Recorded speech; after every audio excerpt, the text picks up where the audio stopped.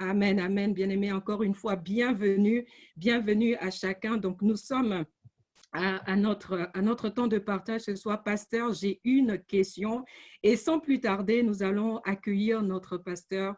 Pasteur Oli, est-ce que tu es connecté avec nous? Est-ce que tu nous entends? Si tu nous entends, voilà, la parole est à toi et nous sommes à l'écoute. Bonsoir à tout le monde. Ça nous fait plaisir de nous retrouver après toutes ces semaines où on n'était pas séparés. Hein? On se voyait régulièrement, tous les jours, même plus qu'avant, parce que le confinement est fini. On ne peut même plus parler de déconfinement. On est totalement déconfiné. Et par la grâce de Dieu, on ne retournera pas en arrière. Amen. Donc, je suis heureux de vous retrouver ce soir et par la grâce de Dieu, je crois que l'enseignant par excellence, l'esprit de vérité, nous conduira dans toute la vérité encore ce soir. Amen.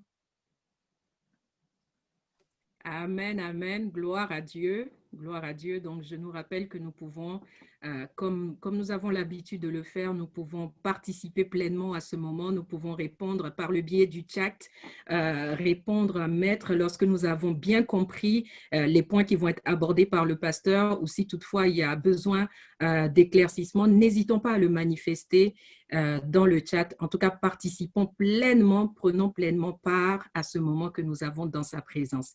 Alors, sans plus tarder, nous allons aller à notre temps de questions et nous allons poser tout de suite une question. En tout cas, moi, je me la suis posée puisque ça fait plusieurs semaines que nous sommes en train d'étudier un personnage biblique, hein, en train de parler d'une femme dans la Bible qui est la femme samaritaine. Donc, pasteur, est-ce que tu peux nous dire pourquoi citer ou alors pourquoi avoir pris comme modèle la femme samaritaine comme modèle de porteur de fardeau de Jésus? Alors, à la question pourquoi, la bonne nouvelle, c'est que ce n'est pas moi qui l'ai choisi, parce que si je l'avais choisi, voilà, donc ce n'est pas moi qui l'ai choisi. Je crois que c'est poussé par l'esprit parce que moi-même, je suis le premier béni. Vous voyez, des fois, quand on partage des choses, des fois, quand on enseigne, quand ça vient de Dieu, nous-mêmes, on est des auditeurs de ce que Dieu est en train de dire. Donc, je suis richement béni. Et la grâce de Dieu manifestée encore envers nous, c'est que Pasteur Yvan est en train de parler précisément de ça. Donc, ce que nous disons est dans la droite ligne de ce que nous sommes juste en train de courir avec la parole que Dieu a donnée au Père dans cette saison. Et quelqu'un a pu le constater au cours d'un pas de conférence que c'est un mot qui revenait souvent. Porteur de fardeau, porteur de fardeau, porteur de fardeau. Donc, c'est que conduit par l'Esprit, par sa grâce, nous sommes sur la bonne thématique. Donc, nous cherchons à savoir qui est et comment on peut porter les fardeaux de Dieu. Et nous avons commencé par des personnages insolites. Parce que vous savez, si on commençait tout de suite par Pierre, Jacques et Jean, tout le monde va dire oui, c'est les apôtres, c'est ceci, cela. Ben, nous avons commencé par la femme pécheresse. Voilà, la femme pécheresse, une femme insignifiante. Mais Jésus dit, à cause de ce qu'elle a fait, son nom, on citera son histoire partout. Donc, il en est de même pour toi. Toi qui es et qui va devenir ou qui va devenir porteur de fardeau, on citera ton nom. Nous avons découvert Nicodème, une personne qu'on a vue une fois en passant, qu'on classe dans la catégorie des pharisiens, mais c'est de redoutables porteurs de fardeau. On a vu Joseph d'Arimathée, un tout petit peu, et maintenant la femme samaritaine. L'histoire de la femme samaritaine, je dis Dieu est trop, trop, trop fort. Jésus passait et Jésus voulait évangéliser, enfin, avait une nourriture à manger. Parce que si vous réalisez bien, dans l'histoire, dans Jean 4, l'histoire tourne autour de la nourriture, boire et manger. Puis tout à coup, pourquoi nous disons que la femme samaritaine a porté les fardeaux de Jésus? Parce que Jésus révèle aux apôtres que son objectif, c'est de manger une nourriture qu'ils ne connaissent pas encore. Et qui va lui préparer la nourriture? C'est la femme samaritaine. Cette nourriture, c'était quoi? C'était d'amener le salut dans cette ville, enfin, ou dans ce village. Et qui va le faire pratiquement? Donc ça, c'est le fardeau de Jésus. Jésus est venu avec le fardeau de transmettre la vie à ce village. Mais qui va le faire pratiquement? Qui va porter ce fardeau pratiquement? C'est la femme samaritaine. Parce que Jésus, figure-toi, n'a pas bougé du puits. Il était là. C'est ça les porteurs de fardeau. C'est-à-dire, on lui transfère un fardeau et il court avec. Et cette femme, Jésus lui a transféré son fardeau de toucher la ville. Et c'est elle qui est partie dans la ville et qui a ramené les gens. Et Jésus attendait là. Et c'est ça que nous voulons, c'est ça, c'est ce qui explique pourquoi cette femme rentre dans la catégorie de ceux qui ont porté les fardeaux de Jésus. Et ce qui est fort, c'est que son modèle est imitable pour nous. Parce que ces choses ont été écrites pour notre instruction. Et c'est ce que nous sommes en train d'étudier depuis plusieurs semaines. Comment elle est devenue porteur de fardeau. Amen. Amen, amen. Alors, on continue donc sur cette même lancée. On a envie de revenir un petit peu sur, pour mieux comprendre en fait, comment effectivement elle est devenue porteur de fardeau et plus précisément en fait, comment elle a reçu le fardeau. Qu'est-ce qui l'a qualifiée en fait pour recevoir le fardeau de Jésus? Alors, qu'est-ce qui l'a qualifié pour recevoir le fardeau de Jésus? C'est son attitude. Alors, le porteur de fardeau, qu'est-ce qui le qualifie? C'est sa capacité à accepter le fardeau et à courir avec. C'est aussi simple que ça. Accepter et courir avec. Parce qu'on peut proposer le fardeau à certains. Ils n'en veulent pas. Paul a proposé le fardeau à Démas. Démas dit non, moi, ton fardeau, là, ça ne m'intéresse pas. Moi, je veux devenir riche. Moi, j'aime les choses du monde. Je veux retourner. Et il est parti. Jésus a proposé ce fardeau à Judas. Jésus dit, viens. Et comme il a dit à Pierre, viens, je ferai de toi pécheur d'hommes. Donc, tous ceux qui étaient avec lui, ils ont été envoyés pour annoncer la bonne nouvelle, y compris Judas. Mais arrivé à un moment, Judas dit, écoute Jésus, ton histoire de fardeau, là, il y a plusieurs fardeaux dans la vie. Donc, ton fardeau, prends-le, garde-le. Moi, je préfère un autre fardeau. Quelqu'un s'étonne de dire, afin de voir qu'il y a plusieurs fardeaux. Je suis juste en train de citer Matthieu 11.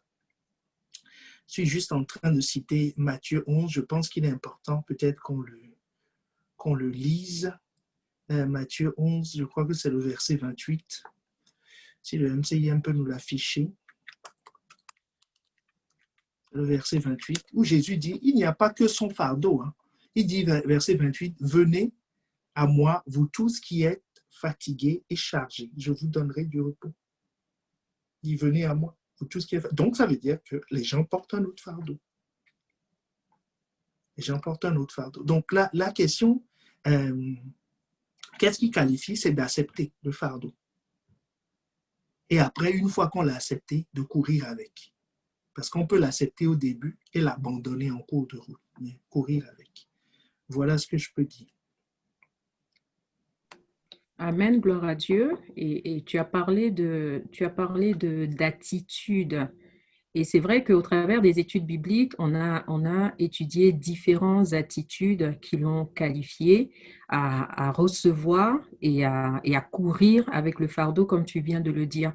Est-ce que tu peux revenir, s'il te plaît, également sur les attitudes et vraiment nous donner, pour que ça soit gravé, pour qu'on les ait vraiment, qu'on les assimile et qu'on puisse nous-mêmes également nous les approprier? Est-ce que tu peux nous redonner ces différentes attitudes qu'a manifesté la femme samaritaine pour justement être qualifiée à recevoir le fardeau? Alors, la première attitude, qui est l'attitude qui permet de recevoir, en fait, d'ouvrir son cœur. C'est ce que nous trouvons, c'est le premier principe que nous avions vu dans Jean 4, le verset 10. Donc, Jean 4, le verset 10. Donc, dans Jean 4, le verset 10, la Bible nous dit, Jésus lui répondit, « Si tu connaissais le don de Dieu, et qui est celui qui te dit, donne-moi à boire, tu lui aurais toi-même demandé à boire et il t'aurait donné de l'eau vive. » Il t'aurait donné de l'eau vive. Donc, la première attitude que nous avions vue, c'était la connaissance. Et nous avions dit que le mot grec qui est utilisé ici, c'est eido ou oida, comme on veut. Ça, c'est se prononce de deux façons différentes et qui veut dire percevoir, savoir ou connaître, discerner, connaître quelque chose par sa nature ou par son caractère. Par son caractère. Donc, pour recevoir, première étape, je dois identifier la personne qui me donne la chose comme étant quelqu'un qui transporte le fardeau de Dieu. Deuxième chose, je dois reconnaître le don de Dieu, c'est-à-dire ce qui est en train de m'être donné comme étant quelque chose qui ne vient pas de la personne, mais de Dieu. Par exemple, reconnaître, si on prend l'exemple de servir Dieu, aller évangéliser, par exemple, au niveau de l'Église, on organise une sortie d'évangélisation où on dit, parlons de Christ autour de nous.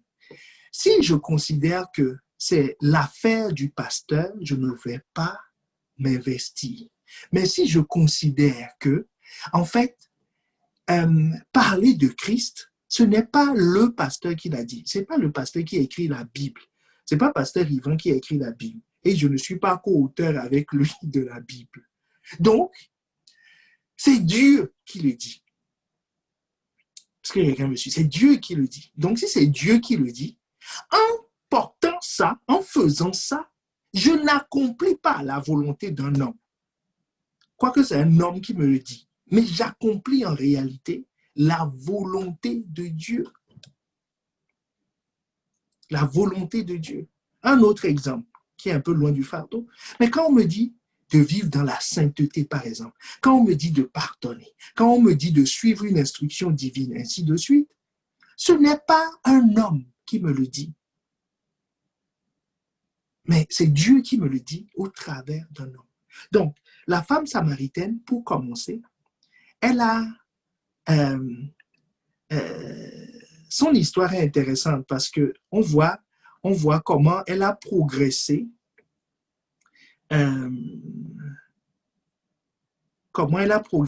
dans... Excusez-moi, je vais juste régler un petit problème ici. Elle a progressé dans sa connaissance. Elle a commencé par reconnaître Jésus comme quoi? Comme un juif. Quelqu'un se rappelle de cette partie? Elle l'a reconnu comme étant un juif. Et à cette étape, elle n'a rien reçu de lui. L'étape du juif, puisqu'on me pose la question comment elle a progressé, ma réponse va être un peu longue, mais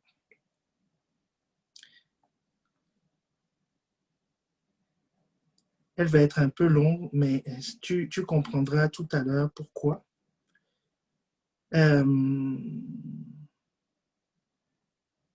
Juste un instant, parce que ce que je veux te dire, il y a quelqu'un qui ne veut pas que je le dise. Donc, il y a des bugs ici. Mais ça ne va pas durer. Que quelqu'un dise, ça ne va pas durer.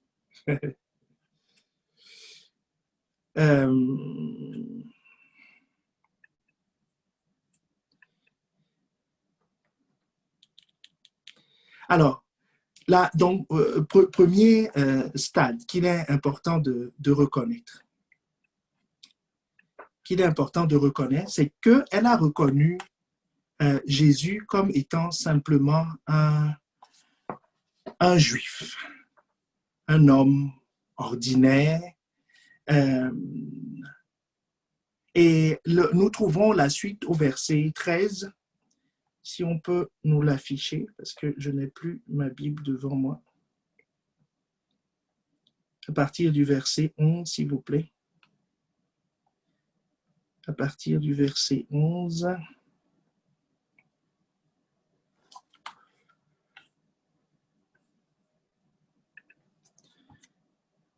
Alors,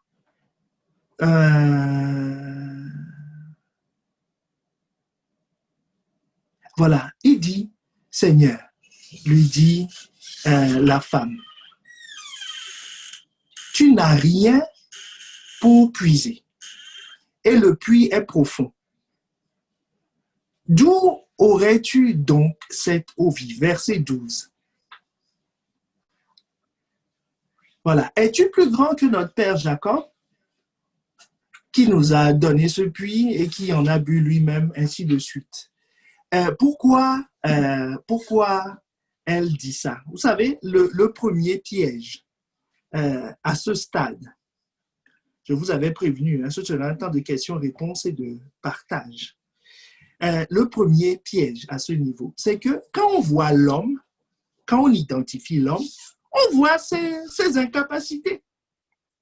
Ses incapacités. Il dit, regarde, regardez-le lui-même. Regardez-moi ça. Hein? Toi, un homme, tu n'as pas de seau, tu n'as pas de corde, tu n'as même pas l'habitude de venir puiser au puits. Parce que venir puiser au puits, c'est le travail des femmes. Est-ce que quelqu'un me suit? Donc, tu n'es pas rodé. Est-ce que tu es capable de faire quelque chose? En pratique, qu'est-ce que ça veut dire? Ça veut dire que quelqu'un, il voit la personne qui est en face de lui, c'est-à-dire celui que Dieu lui a envoyé. Oh, il dit, attends, moi, le problème que j'ai, c'est un problème de femme, c'est un homme. Ou c'est un problème d'homme, elle est une femme.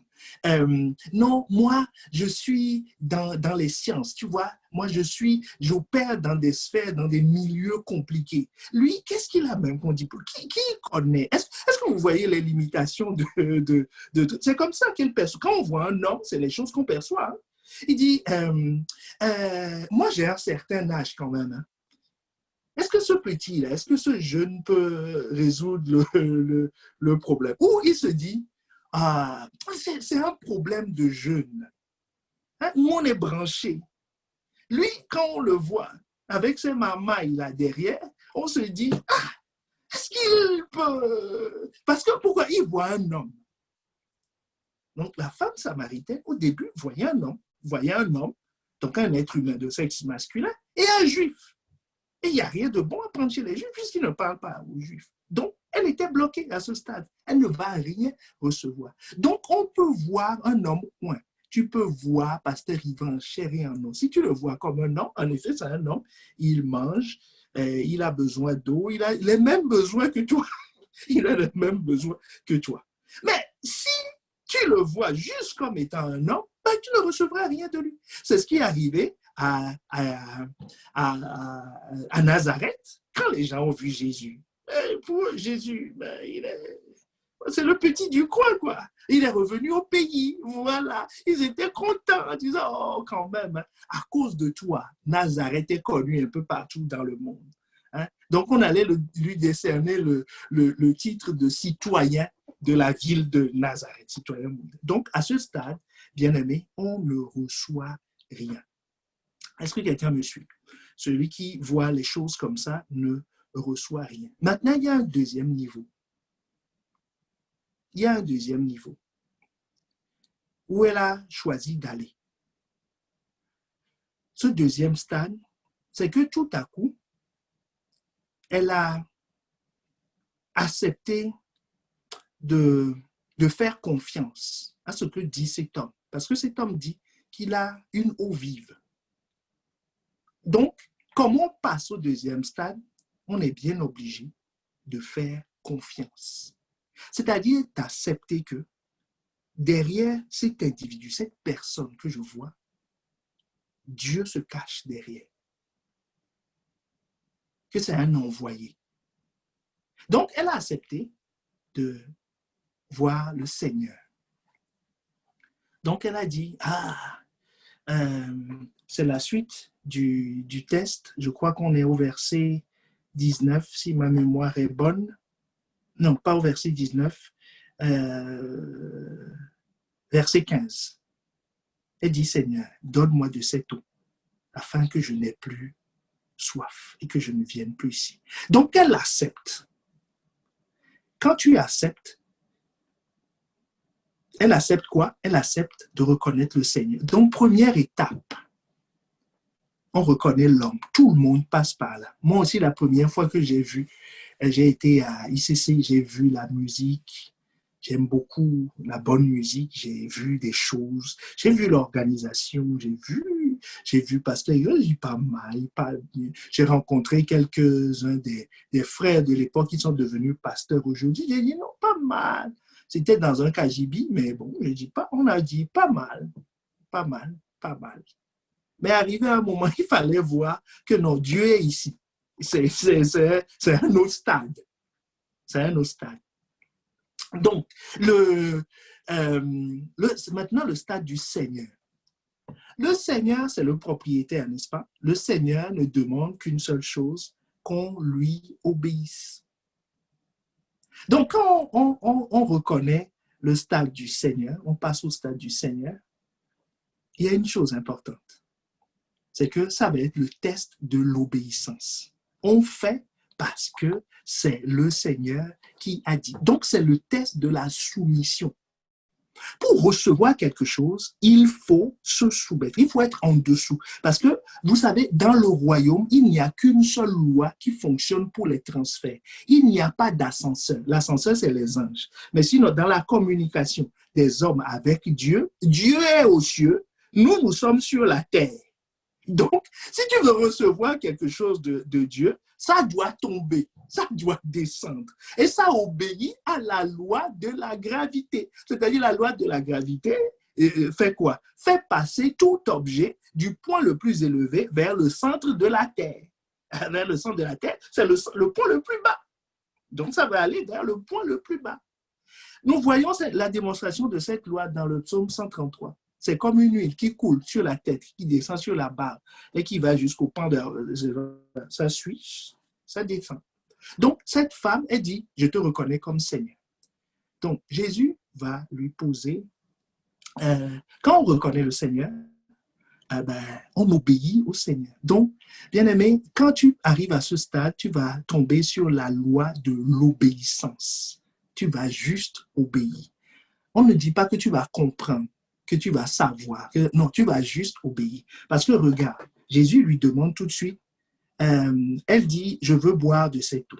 Verset 15, donne-moi de cette eau, afin que je n'ai plus soif et que je ne vienne plus puiser ici. Verset 16, Jésus lui dit, va, lui dit Jésus, appelle ton mari et viens ici. C'est quoi? Quel est le lien? Si tu as un voisin, demande à ton voisin, quel est le lien? On dit, donne-moi de l'eau. Toi, tu me dis d'aller chercher mon mari. Pourquoi faire? C'est lui qui veut boire? Est-ce que quelqu'un me suit? Est-ce qu'il t'a dit qu'il veut boire?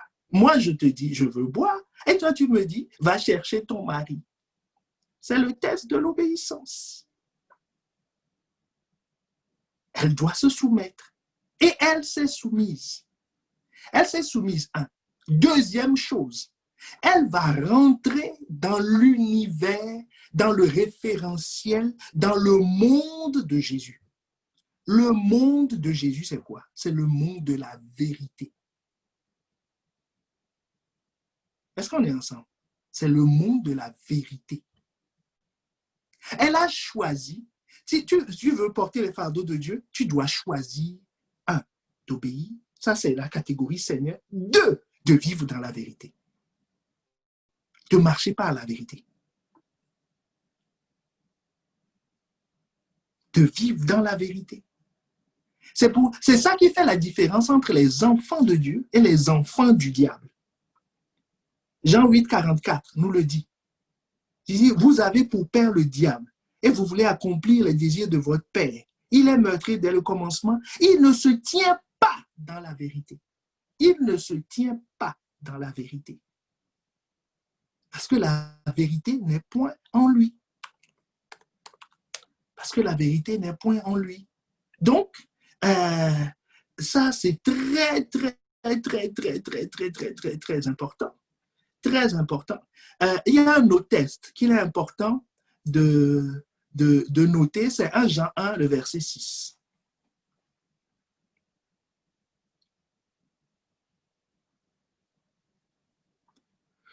1 Jean 1, le verset 6, qui nous parle aussi de la vérité sous cet angle. Il dit, si nous disons que nous sommes en communion avec lui et que nous marchons dans les ténèbres, nous mentons et nous ne pratiquons pas la vérité. Donc, tu vois, la vérité, c'est un référentiel. Si tu choisis la vérité, si tu marches dans la vérité, automatiquement, tu es avec Dieu. Ce qu'elle a fait. Elle a dit la vérité. Elle dit, va amener ton mari. Et bien, elle a dit, tu sais, Jésus, cette affaire-là, c'est compliqué. J'en ai 5. J'en ai 5. Et je suis sur la 6e piste. Est-ce que quelqu'un me suit? Voilà, je travaille sur la 6e piste. Donc, quand elle s'est tenue dans l'obéissance, la vérité, ses yeux se sont ouverts sur une autre dimension. Donc, tu vois, on est parti de reconnaître l'homme, reconnaître le Seigneur, puis maintenant le prophète. Elle dit, mais tu es prophète. Elle dit, tu es prophète. Donc, c'est le stade du prophète. C'est là où nous sommes. Il y a un 4e stade, mais que nous verrons dans les autres études bibliques. Mais je m'arrête là. Je crois qu'on va beaucoup parler. Vous avez posé beaucoup de questions autour du prophète. Donc, nous avons gravi 2 marches et nous sommes arrivés au palier prophète. Et c'est le prophète qui va changer ta vie, comme elle a changé la vie de... Enfin, non, ce n'est pas le prophète. C'est la parole prophétique, dont le prophète est le canal qui va changer sa vie. Qu'est-ce qui a changé dans sa vie? Je le dis avant de laisser les autres questions. Qu'est-ce qui a changé sa vie? Vous voyez cette femme, juste avant, qu'est-ce qu'elle dit? Ah, Seigneur, ouvre les yeux de quelqu'un. Cette femme, avant, qu'est-ce qu'elle disait? Elle s'occupait, elle est sur la 6e piste. Hein. Puis quelqu'un dit 6e piste.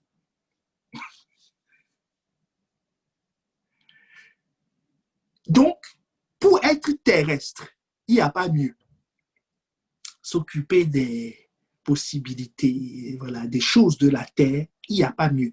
C'est vraiment ces histoires de Marie, il n'y a rien de plus terrestre. Puisque les Sadducéens ont posé la question à Jésus. Jésus a dit, là-bas, on ne se marie pas. Donc, il n'y a rien de plus terrestre que de s'occuper de ses affaires. Donc, elle était spécialiste des affaires de la terre. Mais ce qui est extraordinaire, c'est que cette femme, quand elle a découvert le prophète, la chose fondamentale que je vois ici, qui a changé sa vie, elle commence à parler de Dieu. Elle commence à parler d'adoration. Elle commence à chercher, à savoir qui est Dieu. Et tu imagines, donc, celle qui avait la tête tournée en bas, tout à coup, à ce niveau, sa tête se tourne vers les cieux. Et que ce soit ton cas au nom de Jésus. Les choses d'en haut l'intéressent. Elle ne voit plus les maris, elle ne voit plus les seaux d'eau, elle ne voit plus le juif. Elle ne demande qu'une seule chose. Comment on peut adorer Dieu? Amen. Je m'arrête là. Amen, amen, amen. Alors, tu as dit beaucoup de choses très, très intéressantes. Et juste avant de poser une question qui a été donnée par un de nos bien-aimés, j'aimerais un petit peu récapituler, en tout cas, voir un peu le parcours que tu viens de décrire. Donc, tu nous as parlé de l'importance de la connaissance, en tout cas de reconnaître à qui la femme samaritaine avait affaire. Elle ne s'est pas simplement limitée à l'homme qu'elle voyait devant elle, elle ne s'est pas limitée aux Juifs qu'elle voyait, mais elle est allée au-delà. C'était la première étape. Mhm. Ensuite, après cette étape-là, il y a eu l'étape de l'obéissance et de la soumission. Donc, Mhm. de l'obéissance et de la soumission, c'est-à-dire qu'elle a reconnu que pour recevoir de cette personne, je dois obéir à ce que la personne me demande, je dois me soumettre. Et ensuite, elle a passé le test de vérité. Alors, nous qui voulons suivre le modèle de la femme samaritaine, est-ce que ces trois passages sont les passages, en tout cas, est-ce que c'est les 3 degrés dans le parcours pour arriver à la révélation du prophète?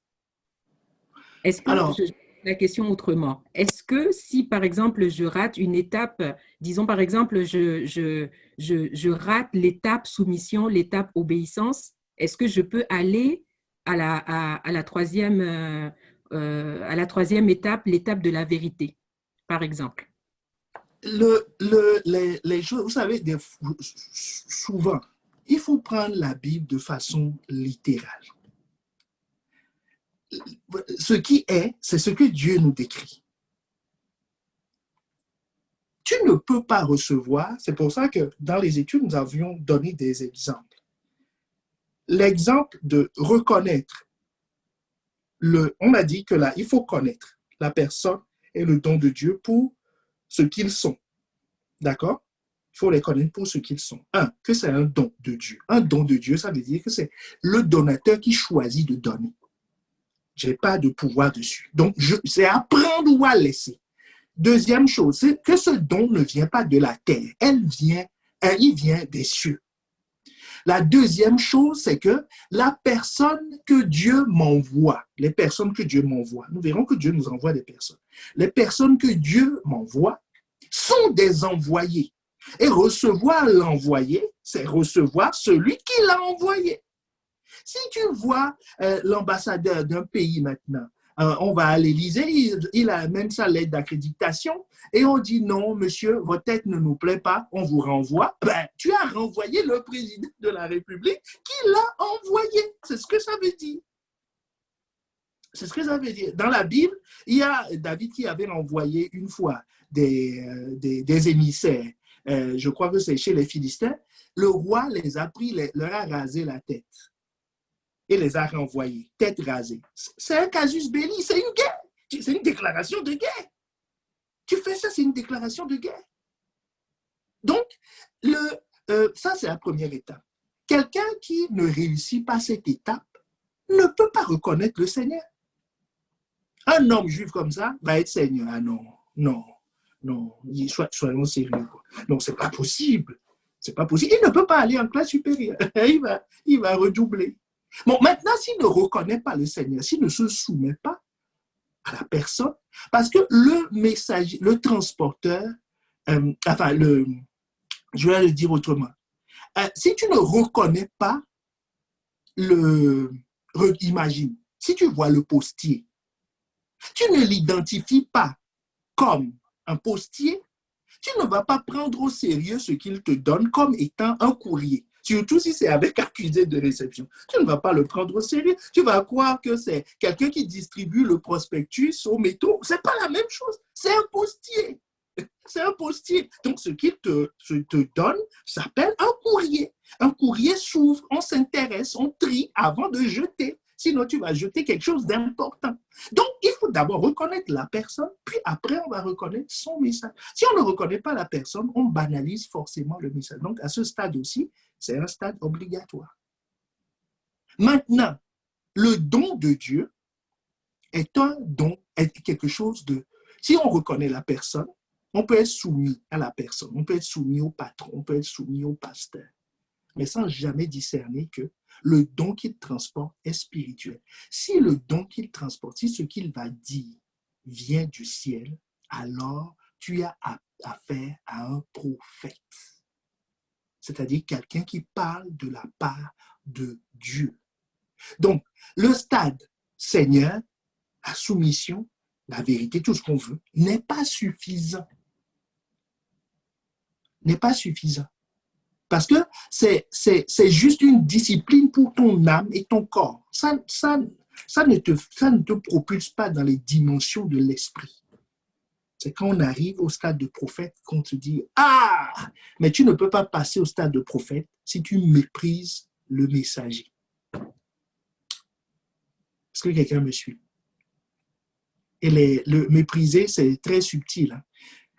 Pasteur Sanogo nous en a beaucoup parlé dans ses messages, selon les lois de l'honneur. Et dans nos études bibliques, nous avons vu aussi Jésus qui dit « Pourquoi m'appelez-vous Seigneur, Seigneur, et ne faites pas ce que je dis ?» Donc, ça veut dire que celui qui appelle Seigneur, Dieu Seigneur, choisit de faire ce qu'il dit. S'il ne fait pas ce choix, ça veut dire qu'il ne l'appelle pas Seigneur et qu'il l'appelle juste du bout des lèvres. Je ne sais pas si ça répond à la question des trois, que c'est c'est progressif. Et on ne peut pas passer, on ne peut pas sauter les étapes. Ce serait se tromper. Amen, gloire à Dieu pour cet éclairage. Maintenant, on a compris que chaque étape doit être respectée et pour progresser, on doit effectivement y veiller. Du coup, ta réponse nous permet de passer à une question qu'un frère ou qu'une sœur de l'Église a posée concernant l'appellation. Quand Jésus dit « Pourquoi m'appelez-vous Seigneur, Seigneur et ne faites-vous pas ce que je dis ?» La question est celle-ci. Est-ce qu'appeler une autorité pasteur, maman, papa, revient à être familier ou manquer d'honneur? Comme vous l'avez remarqué, bon, on peut afficher les questions si c'est possible. Comme ça, vous l'aurez...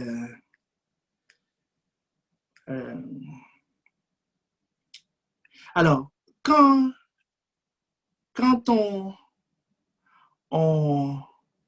vous avez compris que cette perception dont on parle est une attitude de cœur et que c'est pas sur la base de, c'est pas tant ce qu'on dit, c'est avant tout une attitude de cœur. Tu sais, Pasteur Sanogo le disait encore au séminaire, on peut t'appeler de tous les noms, daddy, mamie, chouchou, quoi encore, mon berger, mon amour de toujours. Bon, ça, c'est pas bon. Tout ce que tu veux, comme nom. On peut même s'agenouiller devant toi, rouler par terre. Tu vois? Ça ne veut rien dire. Ça ne veut absolument rien dire. Si ça ne correspond pas à l'attitude de cœur. Donc, vous imaginez quand Jésus dit, pourquoi m'appelez-vous Seigneur, Seigneur? C'est qu'on l'appelait Seigneur. Les gens, quand ils viennent, on dit, ah, alléluia. Les gens disent, oh Jésus. Vous vous rappelez de l'histoire de Marie, la femme pécheresse. Même son hôte, celui chez qui il mangeait, tu vois, quand il est arrivé, service 4 étoiles, hein, des serveurs qui viennent lui servir. Je suis sûr que c'est un restaurant étoilé qui a livré les repas. Il y avait une bonne ambiance. Mais quand la femme est rentrée, le pharisien, il était poli. Tu vois, il se tenait bien à table. Mais Jésus dit, dans sa tête, il est en train de dire, oh non, non, non, non, non, non, non. Si cet homme est véritablement un prophète, donc tu vois, lui n'a pas atteint le stade de prophète, hein. Il se pose encore la question. Il dit, s'il est véritablement un prophète, il va savoir que cette femme-là, c'est une pécheresse. Une prostituée comme ça qui est rentrée, ah non, non, non, non. Donc il était dégoûté. Ça, c'est ce que la parole de connaissance dit. Mais il fallait voir l'élégance du gars quand il était à table. Il devait dire, mon doux Jésus, mon Seigneur. Et il doit dire au serveur, faites, laissez-la tranquille, elle est en toute intimité avec le maître. Mais dans sa tête, il dit, C'est ça. Donc, ce qui compte, c'est l'attitude de cœur que j'ai. Si je dis,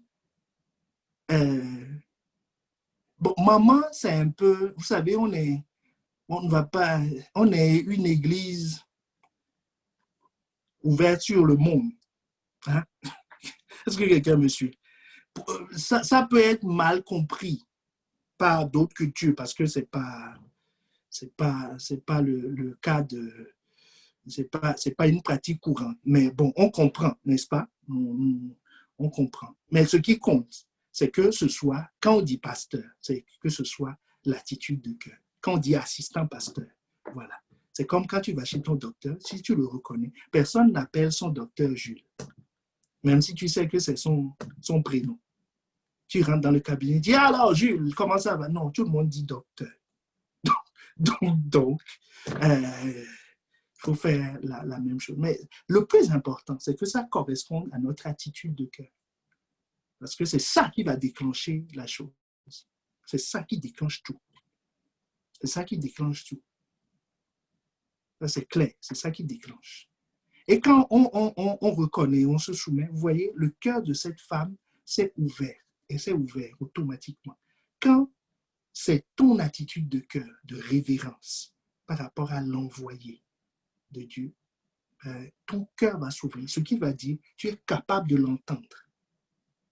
Tu es capable de l'entendre. C'est ça qui est important. Bon, voilà ce que je peux dire. Donc, Amen. autrement dit, s'il faut rouler par terre, roulons de tout notre cœur. Si on se lève, roulons.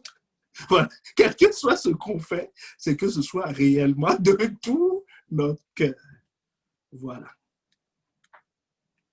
Amen.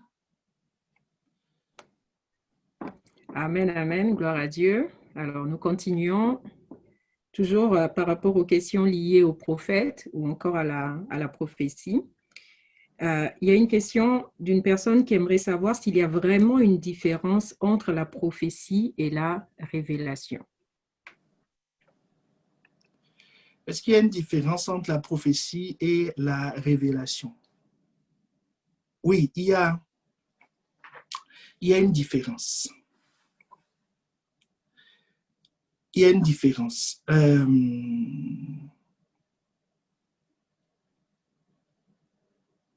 Il y a une différence.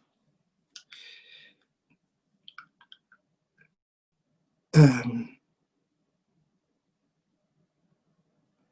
y a une différence, mais la différence, c'est quoi? La révélation veut dire enlever le voile. Enlever le voile.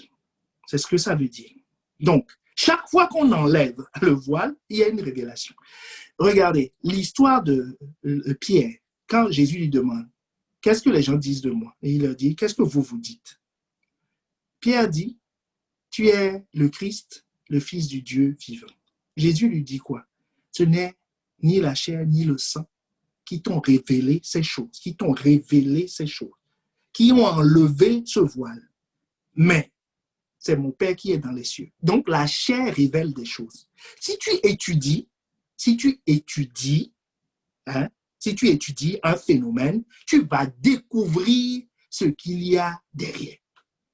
On a étudié le soleil, on est arrivé à comprendre que c'est des explosions thermonucléaires. On a découvert la trajectoire des étoiles. La Bible, Job parle de septentrion et tout ça. Ben, aujourd'hui, avec les télescopes, à l'œil nu, on voit, on les identifie. Donc, l'étude, quand tu étudies, l'étude va te révéler des choses. Si tu lis l'histoire de la femme samaritaine, tu vas apprendre des choses, tu vas apprendre des techniques. Tu peux aller l'utiliser dans le monde, dans les techniques de management et tout ça, les techniques de communication. On apprend en lisant. C'est un niveau. Jésus dit la chair donne des révélations. Enlève un voile. Enlève un voile. Si tu étudies le COVID, le virus, tu vas découvrir que c'est un virus. De la classe des coronavirus. Ça veut dire ce que ça veut dire. C'est une révélation de la chair. Le sang donne des révélations. dans la famille, on a capitalisé une certaine connaissance qui croît au fil des générations. Ça se transmet de génération en génération. Le sang peut, si dans la famille des Rothschild, par exemple, où on est banquier depuis quelques années, il y a un savoir-faire concernant la gestion de l'argent. Donc, on peut avoir une certaine révélation. Les pharisiens avaient une certaine révélation de Jésus. Un, parce qu'ils l'ont étudié. De deux, parce que ça fait des... C'est une lignée, c'est une tribu. Donc, enfin, c'est un groupe. C'est un groupe. Ils étudient que ça. Donc, ils ont accumulé une certaine connaissance. Mais il y a ce qu'on appelle la révélation de l'esprit.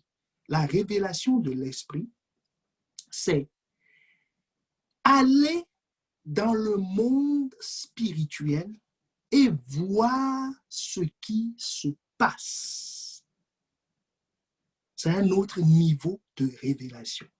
Maintenant, dans ce niveau de révélation, il y a au moins deux niveaux. Enfin, le premier niveau, on parle du troisième ciel, du deuxième ciel, je crois qu'on a eu ça aussi pendant la conférence, et du niveau terrestre. Donc, la chair et le sang, on parle du niveau terrestre.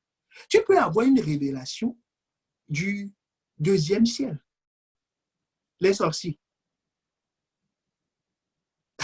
Ceux qui font les horoscopes, les médiums et tout ça, ils ont le voile, c'est-à-dire le voile du naturel est enlevé. Ils voient ce qui se passe dans le monde spirituel. Ils font des voyages. Quelqu'un peut disparaître, enfin, il peut être ici et aller en Afrique du Sud, voir un truc, revenir. Est-ce que quelqu'un me suit? Voilà. Donc, c'est une révélation. Le voile du naturel est enlevé. L'esprit de divination qui suivait Paul, a dit c'est des hommes de Dieu. Ce qui n'est pas faux. Pourquoi? Dans le monde spirituel, on les voyait comme étant des hommes de Dieu. Mais ils les voyaient du deuxième ciel, là où sont les princes, les principautés, ainsi de suite. Donc, c'est un niveau de révélation. Et il y a un troisième niveau, qui est le niveau où toi et moi, nous devons opérer. Quand on dit que nous sommes assis dans les lieux célestes, nous sommes au troisième. Dieu veut que tu sois au troisième. Dieu veut que tu vois les choses, que tu observes les choses du troisième ciel. Le troisième ciel, c'est là où Dieu est. Donc, là, c'est voir les choses comme Dieu les voit. Donc, tu vois, ça, c'est les différents niveaux de révélation. Donc, dire juste que, est-ce qu'on peut réafficher la question? Dire juste que j'ai une révélation. Oui, j'ai une révélation. Mais j'ai une révélation. De quel niveau? Elle me vient d'où? Une révélation de la chair? Une révélation du sang? Une révélation du monde des ténèbres? Ou une révélation de Dieu? Mais la prophétie vient de Dieu. C'est quelqu'un qui parle de la part de Dieu. Donc, la prophétie est la perspective divine de la situation de ta vie. Je crois qu'il y a des questions sur quel est l'effet de la parole prophétique dans nos vies et pourquoi c'est important. Enfin, si on me la pose, on va y répondre, mais c'est important. Est-ce que quelqu'un voit maintenant? La prophétie vient de Dieu. Mais la révélation peut ne pas venir de Dieu. Amen. Amen, amen. Gloire à Dieu. Alors, il y a effectivement une question concernant la parole prophétique, mais juste avant, on comprend par ce que tu dis que la prophétie est forcément liée au prophète. La prophétie, c'est ce qui sort de la bouche du prophète. Amen. Donc, les deux sont liés. Amen, amen. Donc, il y a une nette différence, toujours par rapport à la question précédente, il y a une nette différence entre une révélation et une prophétie. Ah oui, c'est deux. La prophétie peut être la révélation. Mais une révélation n'est pas forcément une prophétie. Amen. Amen, amen. Gloire à Dieu. Gloire à Dieu. Amen. Enfin, la prophétie est une révélation venant de Dieu. Mais toute révélation ne vient pas de Dieu.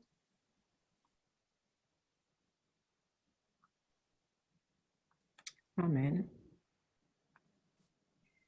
Alors, du coup, de quoi est-ce qu'on a besoin pour recevoir la parole prophétique? La question précisément qui a été posée, c'est la parole prophétique a-t-elle besoin d'être reçue dans un cœur pour s'accomplir?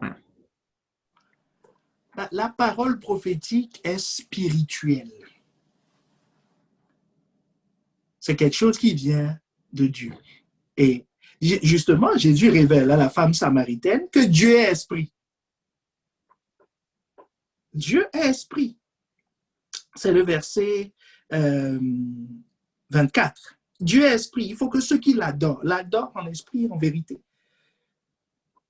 Nous avons parlé de la sphère vérité. Maintenant, nous sommes en train de parler de la sphère esprit. Les deux conditions sont essentielles pour identifier, pour avoir une relation avec Dieu. Il est dans cette dans cette dimension-là de l'esprit et de la vérité.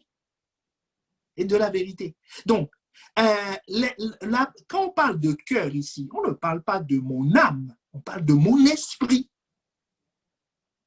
Donc, vous voyez que avant que la femme samaritaine n'atteigne la 4e étape, c'est à la 4e étape qu'elle a déposé sa cruche. Hein. Là, ça a pris. Est-ce que quelqu'un me suit? Là, ça a pris. Donc, jusque-là, elle n'a pas encore atteint le stade où elle va porter. Elle se prépare. On est en phase de préparation.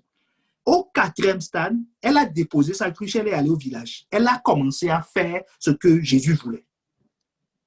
Le fardeau lui a été transmis. Donc là, à ce stade, vous voyez que je vous disais tout à l'heure qu'il y a quelque chose de fondamental qui a changé dans sa vie. Tu sais, si tu atteins le stade, tu commences à recevoir une parole prophétique. Quand tu viens à l'église et que tu ne viens plus pour les amis, tu ne viens plus pour ceci, tu ne viens plus pour cela, que tu commences à recevoir la parole qui t'est dite. Quand tu ouvres ta Bible, parce que, voilà, le prophétique fonctionne avec la loi aussi, d'accord? Quand tu lis ta Bible, quand tu fais ton étude biblique, quand tu lis et que tu commences à recevoir ça, ce test, ces paraboles, ces principes, comme étant des principes spirituels, tu vas voir la première chose qui va changer dans ta vie. C'est que toi, tu vas commencer à devenir spirituel, dans le sens où tu vas commencer à t'intéresser aux choses d'en haut. Je mets au défi quiconque. Si quelqu'un commence à recevoir la parole prophétique, à recevoir un message comme étant une parole prophétique, à recevoir, à faire l'étude biblique comme étant une parole prophétique, à venir à l'église comme étant une chose prophétique, sa vie va changer. Vous connaîtrez la vérité et la vérité vous affranchira. L'expérimentation de cette vérité, l'expérience de cette parole prophétique t'affranchit. T'affranchis de quoi? De la terre. Tu rentres en apesanteur. Est-ce que quelqu'un me suit? Tu rentres en apesanteur. Tu tournes, tu te sens libre, libéré des liens, libéré des pièges, libéré des mensonges. Tu te lèves le matin, tu sors, tu dis, tu es libéré de l'amertume. Ça tombe. Les liens tombent. Le manque de pardon, pouf, c'est parti. Ceci vient, pouf, c'est coupé. Pourquoi? Parce que la parole est une épée. Elle rend libre. Vous voyez, cette parole-là, elle a libéré cette femme de ses 6 pistes. Elle est libérée. Elle commence à parler à adoration. Elle commence à aimer les choses de Dieu. Elle commence à aimer les choses d'en haut. Sans effort, sans effort. Elle commence à aimer. Pourquoi? Parce que son cœur a changé. Parce que c'est l'état de son cœur qui faisait qu'elle aimait les hommes. Si son cœur change, ben, elle n'aimera plus les hommes. Le signe qu'elle a changé, c'est que, tu imagines, elle qui a 6 hommes, c'est un village, hein, donc on connaît tout le monde. On connaît tout le monde dans le village. Tu crois qu'elle va oser retourner au village, dire, j'ai rencontré un homme. Oh, les gens vont dire, oh, Seigneur, c'est la 7e piste. Est-ce que quelqu'un me suit? Les gens vont dire, c'est la 7e piste. Si elle n'est pas folle, personne, le texte ne dit pas que la femme samaritaine est folle. Elle connaît sa réputation quand même. Donc elle retourne au village. C'est qu'elle est vraiment libérée. Ou bien quelqu'un ne voit pas qu'elle est vraiment libérée. Libérée des préjugés, libérée des images, de ce qu'on pense d'elle, de ce qu'on ne pense. Elle est libérée. Donc quand tu fais l'expérience du prophétique, bien aimé, tu seras affranchi de la parole prophétique. Tu seras affranchi. Amen.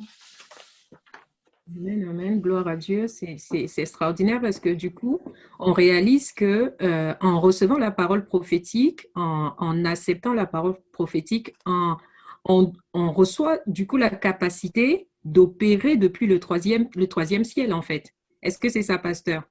Totalement, totalement. Regardez, dans les tests qu'on a, la parole prophétique, bien aimée, elle est puissante. Elle est puissante. Vous savez, Dieu ne fait rien sur la terre sans l'avoir annoncé, sans avoir annoncé la parole. Je crois que c'est, je suis en train de chercher la référence, je crois que c'est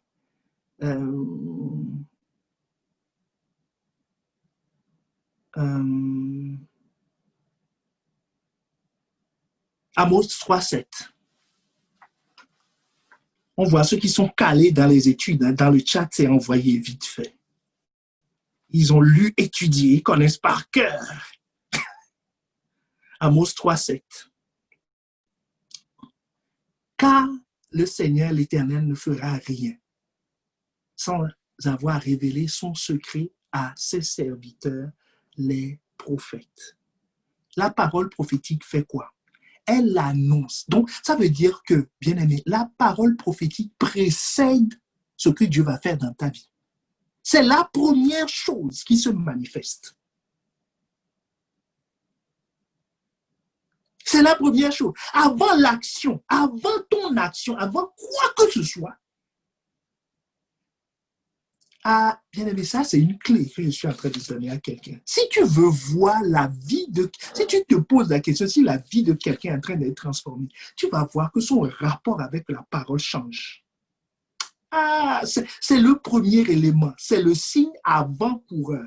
Avant qu'il ne pose un acte, avant qu'il ne fasse quoi que ce soit. Parce que Dieu ne fait rien sans envoyer sa parole. Donc, quand tu vois une agitation de parole, quand Dieu commence à dire, vous êtes inébranlable, quand il envoie la parole au travers de son serviteur, quand Dieu commence à dire au travers de la bouche de son serviteur, faites attention à ce que vous écoutez. Ça, c'est le message de dimanche dernier, de ce dimanche encore. Faites attention à ce que vous écoutez. Ça veut dire que Dieu est en train de préparer quelque chose. Parce que quelqu'un te dit, oh, inébranlable, moi, je ne vois rien.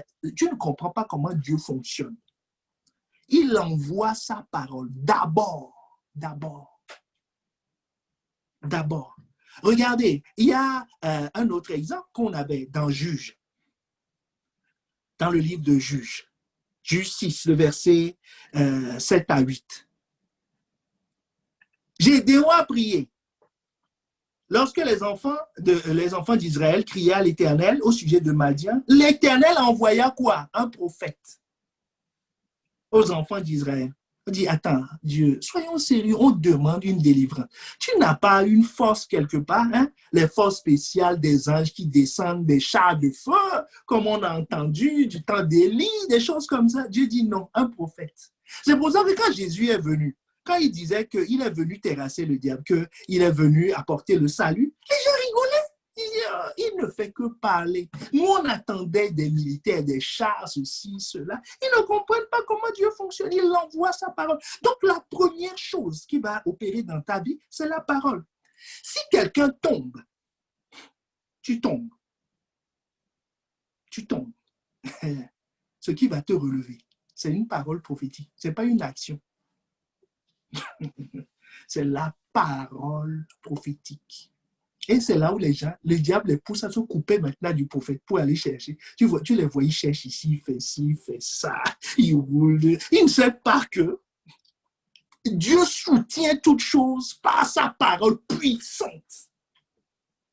Il soutient l'univers par sa parole. Donc, quand tu tombes, ce qui va te relever, ce n'est pas tes efforts. Tu peux faire les programmes que tu veux, faire tout ce que tu veux. Une parole va te relever. Pasteur Yvan racontait cette histoire encore pendant un pas de conférence. Il y a un milliardaire, enfin, un riche dans un pays, quelque part en Afrique, qui était ruiné. Il a lu, ça suffit, il faut que ça change. Il lisait, il relisait, il lisait, il relisait. Ça l'a relevé. Il y a une dame qui était en prison. Il dit dans la prison, la parole prophétique l'a relevé. David est tombé dans l'adultère, tombé bien bas. Scandale politique, affaire de mœurs. Affaire de mœurs en Israël, d'où Jésus. C'est passé sur le journal de 20 heures. Qu'est-ce qu'il a relevé? Parole prophétique.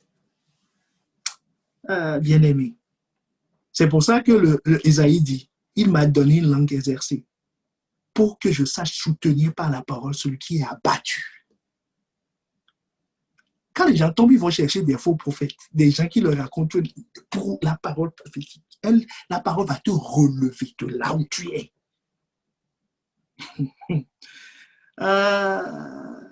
Cette parole donne quoi? Elle donne des indications. Si tu es perdu, elle va te donner une direction. Elle va te donner une direction. Il y a quelqu'un qui est venu voir un pasteur que je connais bien, qui lui a dit qu'il veut le voir. Avant même le rendez-vous, le pasteur avait vu.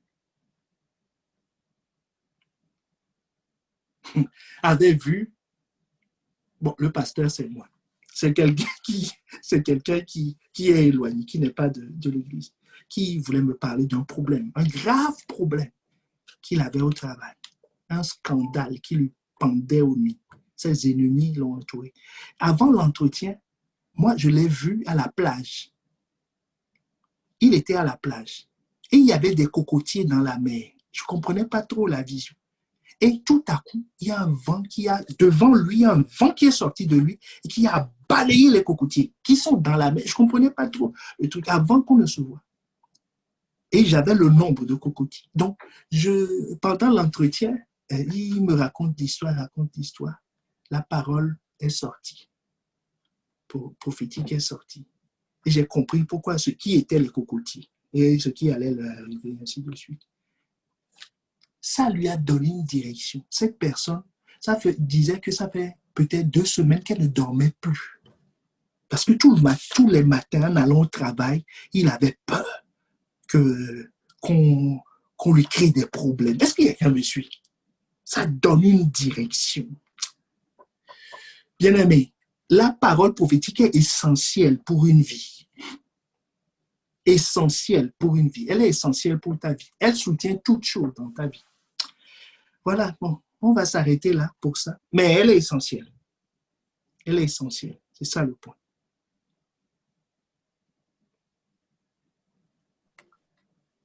Amen, gloire à Dieu. Alors, il y a des questions par rapport toujours par rapport à la parole prophétique, mais est-ce qu'il est possible qu'une prophétie vienne du monde des ténèbres? Ah, je crois qu'on y a déjà répondu plus Je pense haut. qu'on a entendu plus haut, oui. Voilà. Ça, c'est une révélation de bas niveau qui vient du monde des ténèbres. La prophétie, elle vient de Dieu. C'est Dieu qui parle par la bouche de ses prophètes. Enfin, Il est censé parler par la bouche de ses prophètes. Il y a certains prophètes qui permettent à d'autres qui travaillent dans 2 entreprises. De temps en temps, ils veulent prophétiser autre chose, ce que Dieu n'a pas dit. Ils s'appellent des faux prophètes. On peut être faux prophète intermittent ou faux prophète tout court. C'est-à-dire, faux prophète intermittent, c'est il dit des fois des choses qui viennent de Dieu et d'autres fois des choses qui ne viennent pas de Dieu. Bon, et il est important de préciser un point ici. Cette pensée me vient maintenant. C'est-à-dire, c'est qui le prophète en fait? C'est moi qui pose la question maintenant. C'est qui le prophète? Est-ce que c'est le frère qui, de temps en temps, il reçoit un message? Voilà, il a rêvé, il a reçu un message, il te l'a passé. Donc, s'il reçoit 3 messages, on dit qu'il est devenu un prophète attitré. Est-ce que c'est ça le prophète? Non. Chacun d'entre nous, nous avons le don de prophétie parce que les dons sont donnés par le Saint-Esprit. Amen. Il y a Pasteur Sanogo qui fait l'école des prophètes. C'est très intéressant. Si vous pouvez suivre, vous connecter, c'est très intéressant. Ça explique bien. Il explique bien ces choses. C'est le don. Donc, Dieu t'utilise de temps en temps. Mais ce n'est pas toi qui établis le prophète sur la vie des gens. Parce que Dieu donne des prophètes. Le prophète, c'est un travail. Ça s'appelle un ministère. C'est-à-dire tout le temps. C'est pour ça que Samuel, par exemple, c'est un prophète. Donc, on le consulte. Parce qu'il est prophète 24 heures sur 24, 7 jours sur 7. Il peut aller interroger Dieu à tout moment. Parce que c'est son poste. Dieu l'a établi prophète. Mais qui est établi prophète? C'est celui qui est soumis à Dieu, au Seigneur. Je crois que c'est 1 Corinthiens 14, j'ai plus la référence. Je n'ai pas prévu parler de ça, mais on va trouver rapidement parce que je crois que ça va bénir quelqu'un.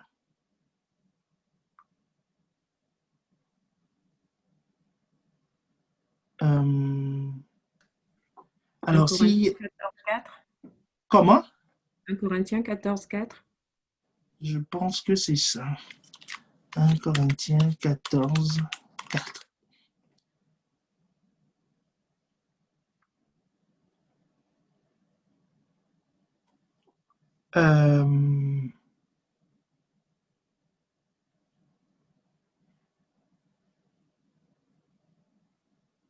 Non, c'est pas ça.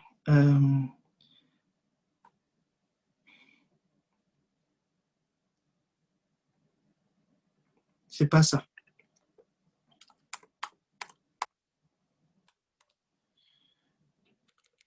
C'est pas ça. Mais bon, voilà, voilà, 12, peut-être 12. 1 Corinthiens 12. Voilà, c'est ça. C'est 1 Corinthiens 12, verset 10.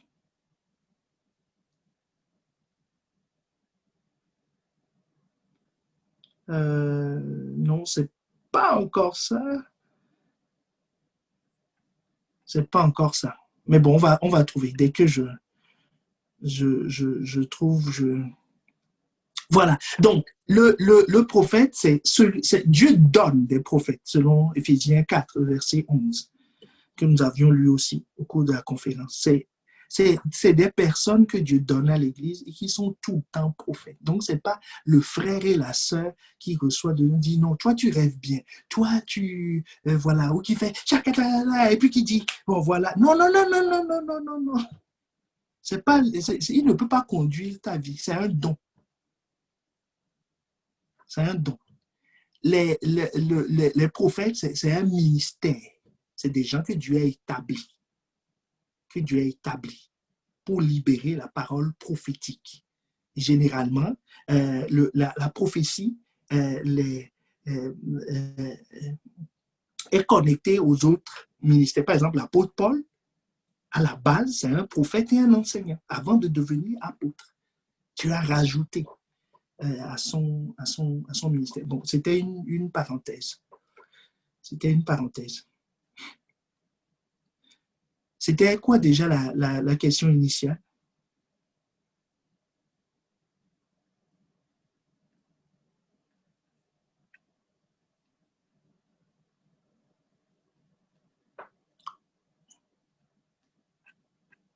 Voilà, est-il possible qu'une prophétie vienne du monde des ténèbres? Non. Catégoriquement, non. Amen.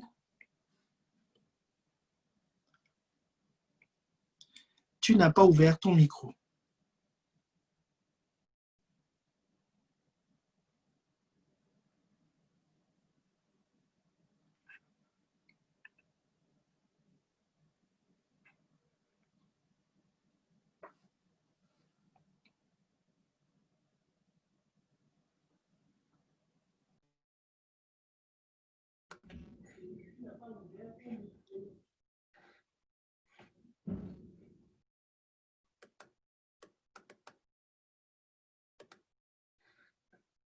Amen, est-ce qu'on m'entend?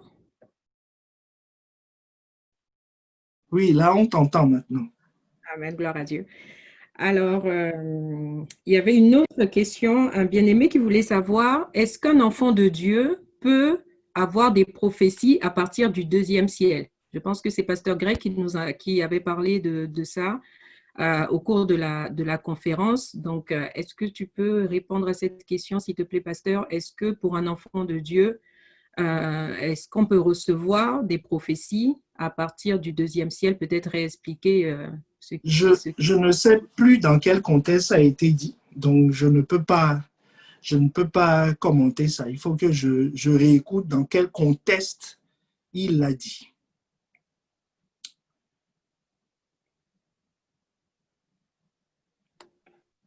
Amen, très bien. Donc, nous allons poursuivre toujours avec les questions par rapport à... on va revenir sur la femme samaritaine. On va revenir sur la femme samaritaine parce qu'il y a des questions par rapport à ce qu'elle a fait. On a une question, une personne qui nous dit que comment les Juifs ont pu écouter la femme samaritaine, comment les Juifs ont pu écouter cette pécheresse et non juif de surcroît jusqu'à croire et venir au puits. Comment ils ont cru? Parce que c'est le Saint-Esprit qui convainc. C'est le Saint-Esprit qui a convaincu, vous voyez, la femme samaritaine. Après, elle a découvert, elle a dit que Jésus est le Messie. Or, Jésus a expliqué à Pierre, dans Matthieu 16, je pense, Jésus a dit que savoir que je suis le Christ, ce n'est ni la chair ni le sang qui t'ont révélé ça. C'est mon Père qui est dans les cieux. Donc, ça veut dire que cette femme, quand la parole prophétique sort, c'est ça qu'il faut savoir. Tout ce qu'on a dit des effets de la parole prophétique, en fait, c'est l'Esprit qui l'accomplit.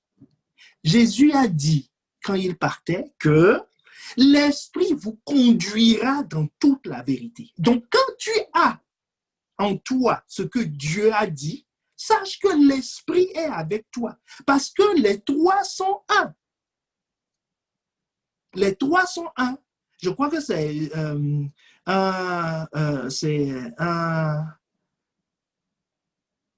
Jean 5, versets 6 à 9, qui nous explique ça. Les trois sont un. Les trois sont toujours un. L'esprit, l'eau et le sang. Ils sont toujours un. Donc, c'est le Saint-Esprit qui confirmait la parole qu'elle disait. Quand elle dit que j'ai vu un homme, ne serait-ce pas le Messie? C'est le témoignage du Saint-Esprit qui a fait sortir les gens du village. Qui convainc? qui convainc. C'est ça qui fait que quand tu as en toi la parole prophétique, quand tu reçois la parole prophétique, par exemple, pour Moïse, c'est quoi? Qu'il est le libérateur. C'est une parole prophétique parce qu'elle vient de Dieu.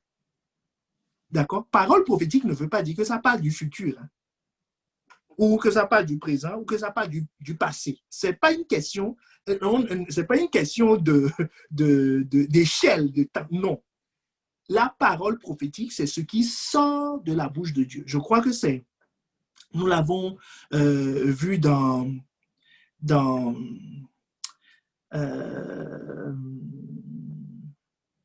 Exode 7, je crois, le verset 1, dans les études bibliques, qui nous disait ça. Donc, c'est ce qui sort de la bouche de Dieu. Donc, ce qui est sorti de la bouche de Dieu, c'est que Moïse est un libérateur. Cette parole, l'Esprit l'accompagne, exactement comme dans Genèse 1. On dit l'Esprit se mouvait au-dessus des eaux. Rien ne se passait. Mais quand la parole est sortie, l'Esprit s'est mis en mouvement, a créé la lumière, a mis de l'ordre sur la terre. C'est pour ça que tu dois chercher cette parole prophétique. Parce que quand elle est en toi, quand tu transportes cette parole, en fait, c'est une semence. C'est une semence, selon Ésaïe 55, versets 11 et 12, qui sont dans les études bibliques aussi. C'est une semence. Elle arrose, elle féconde, elle donne du pain. Elle donne de la semence au semeur. Le stade semence au semeur, c'est quoi? Qu'est-ce que Jésus a dit à la femme prophétique? Elle dit, si tu bois de cette eau, elle deviendra en toi une source, c'est-à-dire tu produiras.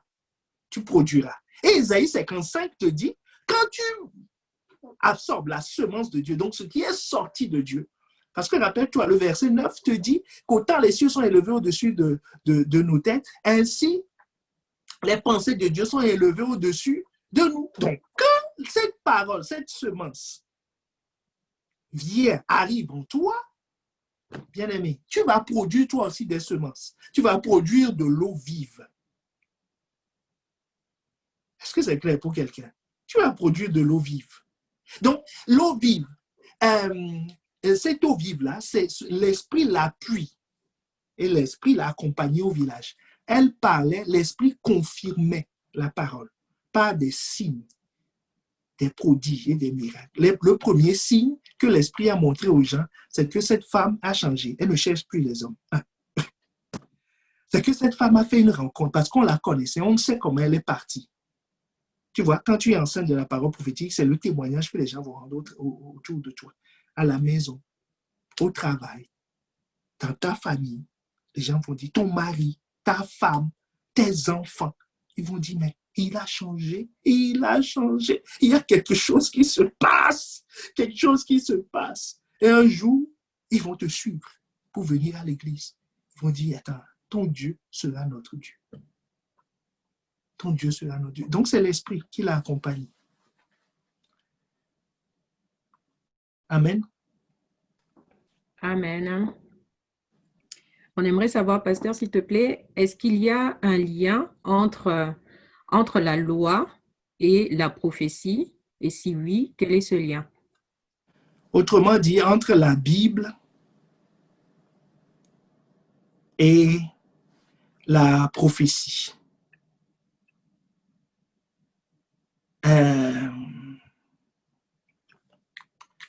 Oui, il y a un lien. Il y a même un lien direct entre les deux.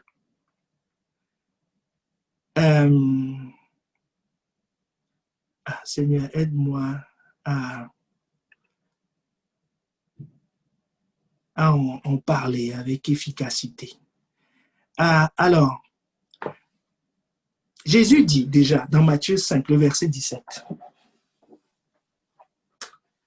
il dit, ne croyez pas que je suis venu pour abolir la loi et les prophètes. Je suis venu non pour abolir, mais pour accomplir. Donc, je suis venu pour confirmer. Je ne suis pas venu pour abolir. Je suis venu pour confirmer. La version Bible du français courant dit, je ne suis pas venu pour les supprimer, mais pour leur donner tout leur sens. Donc, c'est en Jésus maintenant que la loi, c'est-à-dire le texte écrit, et les prophètes, ce qui parle de la part de Dieu, prend tout son sens. Donc, quel est le lien entre les deux? J'aimerais illustrer ça avec une histoire que nous trouvons dans Daniel 9 et Daniel 10. Je crois que tout le monde connaît cette histoire. C'est quand Daniel a prié, a fait son jeûne de 21 jours pour demander l'intervention de Dieu pour la libération de son peuple. OK? Tout le monde se rappelle de cette histoire. Et l'ange qui lui a été envoyé a été bloqué au 2e ciel, justement. Et l'archange est venu et a libéré la voie. Je pense que ce test est intéressant. On prendra le temps de le lire. Peut-être que ce sera notre étude de demain. Donc, on va commencer dès ce soir. Donc, Daniel 9 et Daniel 10. Au verset 2, il dit, « La première année de son règne, moi, Daniel, je vis dans les livres. » Dans les livres. Il parle de quel livre? De la loi. Qui devait s'écouler 70 ans pour les ruines de Jérusalem. D'après le nombre des années dont l'Éternel avait parlé à Jérémie le prophète. Donc, la Bible déjà, nous savons que c'est un livre prophétique. OK? Prophétique veut dire ce qui sort de la bouche de Dieu. Comment je le sais? Je le sais à partir de 1 Pierre, déjà à partir de 2 Timothée 3,16 qui nous dit « Toute écriture est inspirée ». C'est-à-dire, toute écriture est inspirée de Dieu. Inspirée de Dieu veut dire quoi? C'est Dieu l'auteur.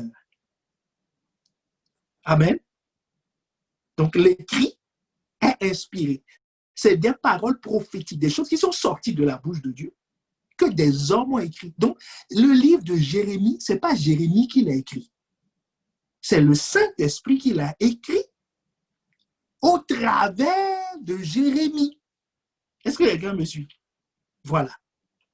Donc, quand tu lis le livre de Jérémie, ne vois pas Jérémie, vois le Saint-Esprit qui est le véritable auteur. Le véritable auteur du livre. Donc, il dit qu'il a lu dans les livres, donc tu vois déjà ce premier lien entre la loi et la prophétie. Ça m'amène à aller un peu plus loin dans la question. Déjà, je crois que cet exemple suffit. Toute écriture est inspirée. Daniel est en train de lire ce que Jérémie, le prophète, a écrit. Donc, c'est ton cas, c'est mon cas. Est-ce que quelqu'un me suit? C'est ton cas, c'est mon cas. Moi aussi, je lis le livre de Jérémie. Toi aussi, tu lis le livre de Jérémie. Maintenant, l'exemple de Daniel va nous aider. C'est un point que j'apporte. Je vous avais dit, c'est question-réponse plus enseignement. Là, je suis en train d'enseigner. Quelle attitude dois-je avoir devant la loi, ce qui est écrit et qui est inspiré, donc qui est une parole prophétique? Comment elle va devenir pour moi encore une parole prophétique? Est-ce que tu vois? Parce que la Bible dit quoi? Matthieu 4,4. L'homme ne vivra pas de pain seulement. Donc, ta nourriture, vous savez, beaucoup de chrétiens ont le cochoco. Vous connaissez le cochoco? Ils sont dénutris. Ils sont gringalés. Ils ne mangent pas. Parce que Jésus nous dit dans Matthieu 4,4, l'homme ne vivra pas de pain seulement. Le pain, c'est quoi? Les livres, les études, les conseils des amis, tout ce que tu veux. Tout ça, c'est du pain.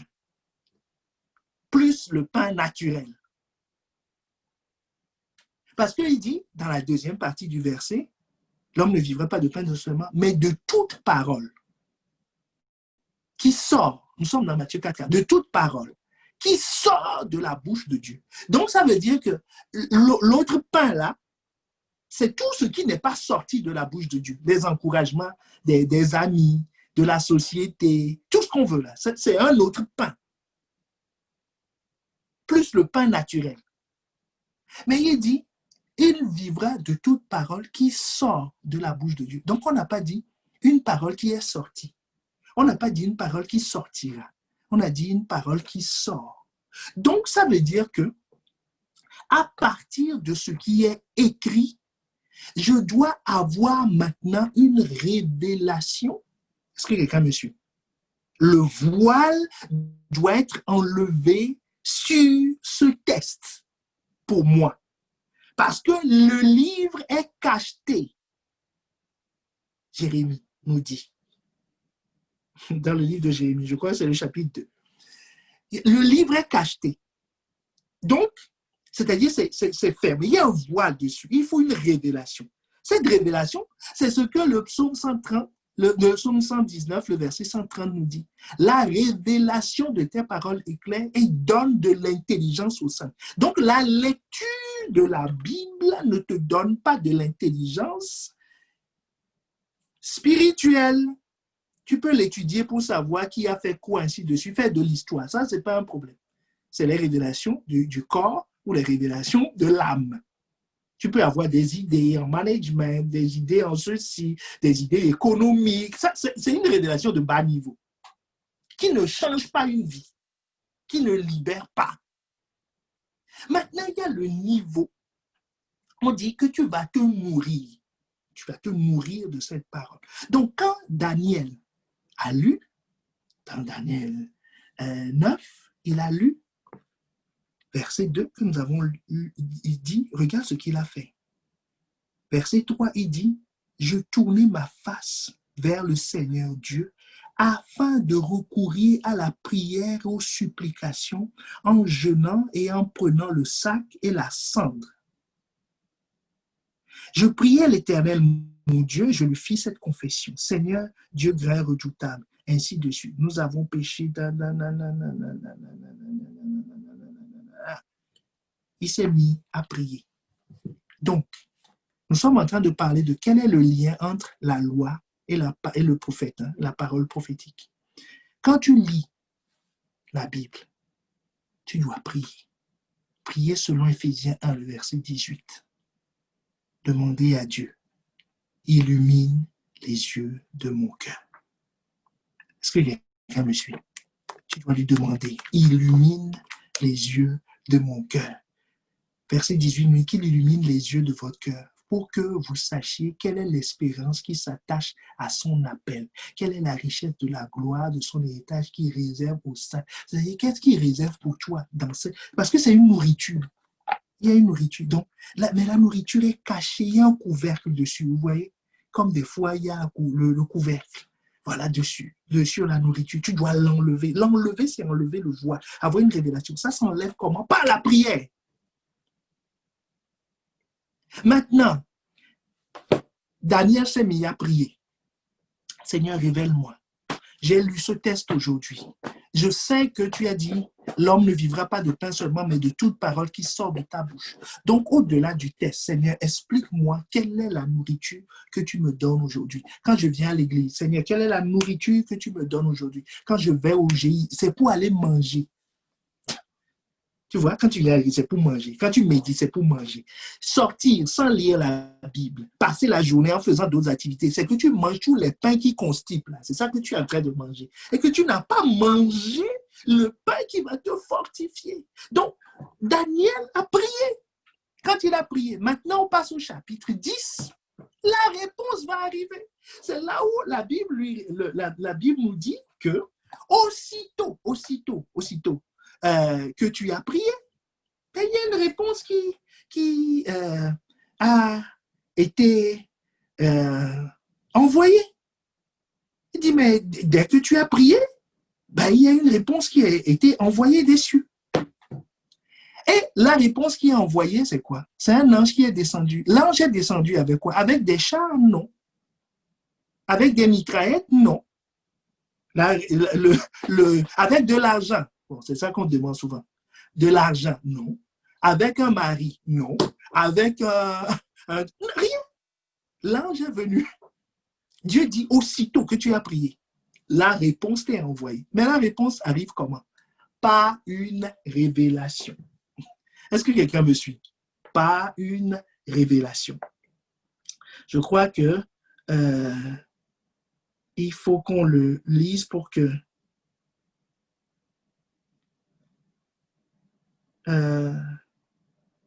je suis perdu dans mes notes. Je cherche quand on a parlé du prince de Perse qui l'a bloqué. Voilà, c'est 10, 12.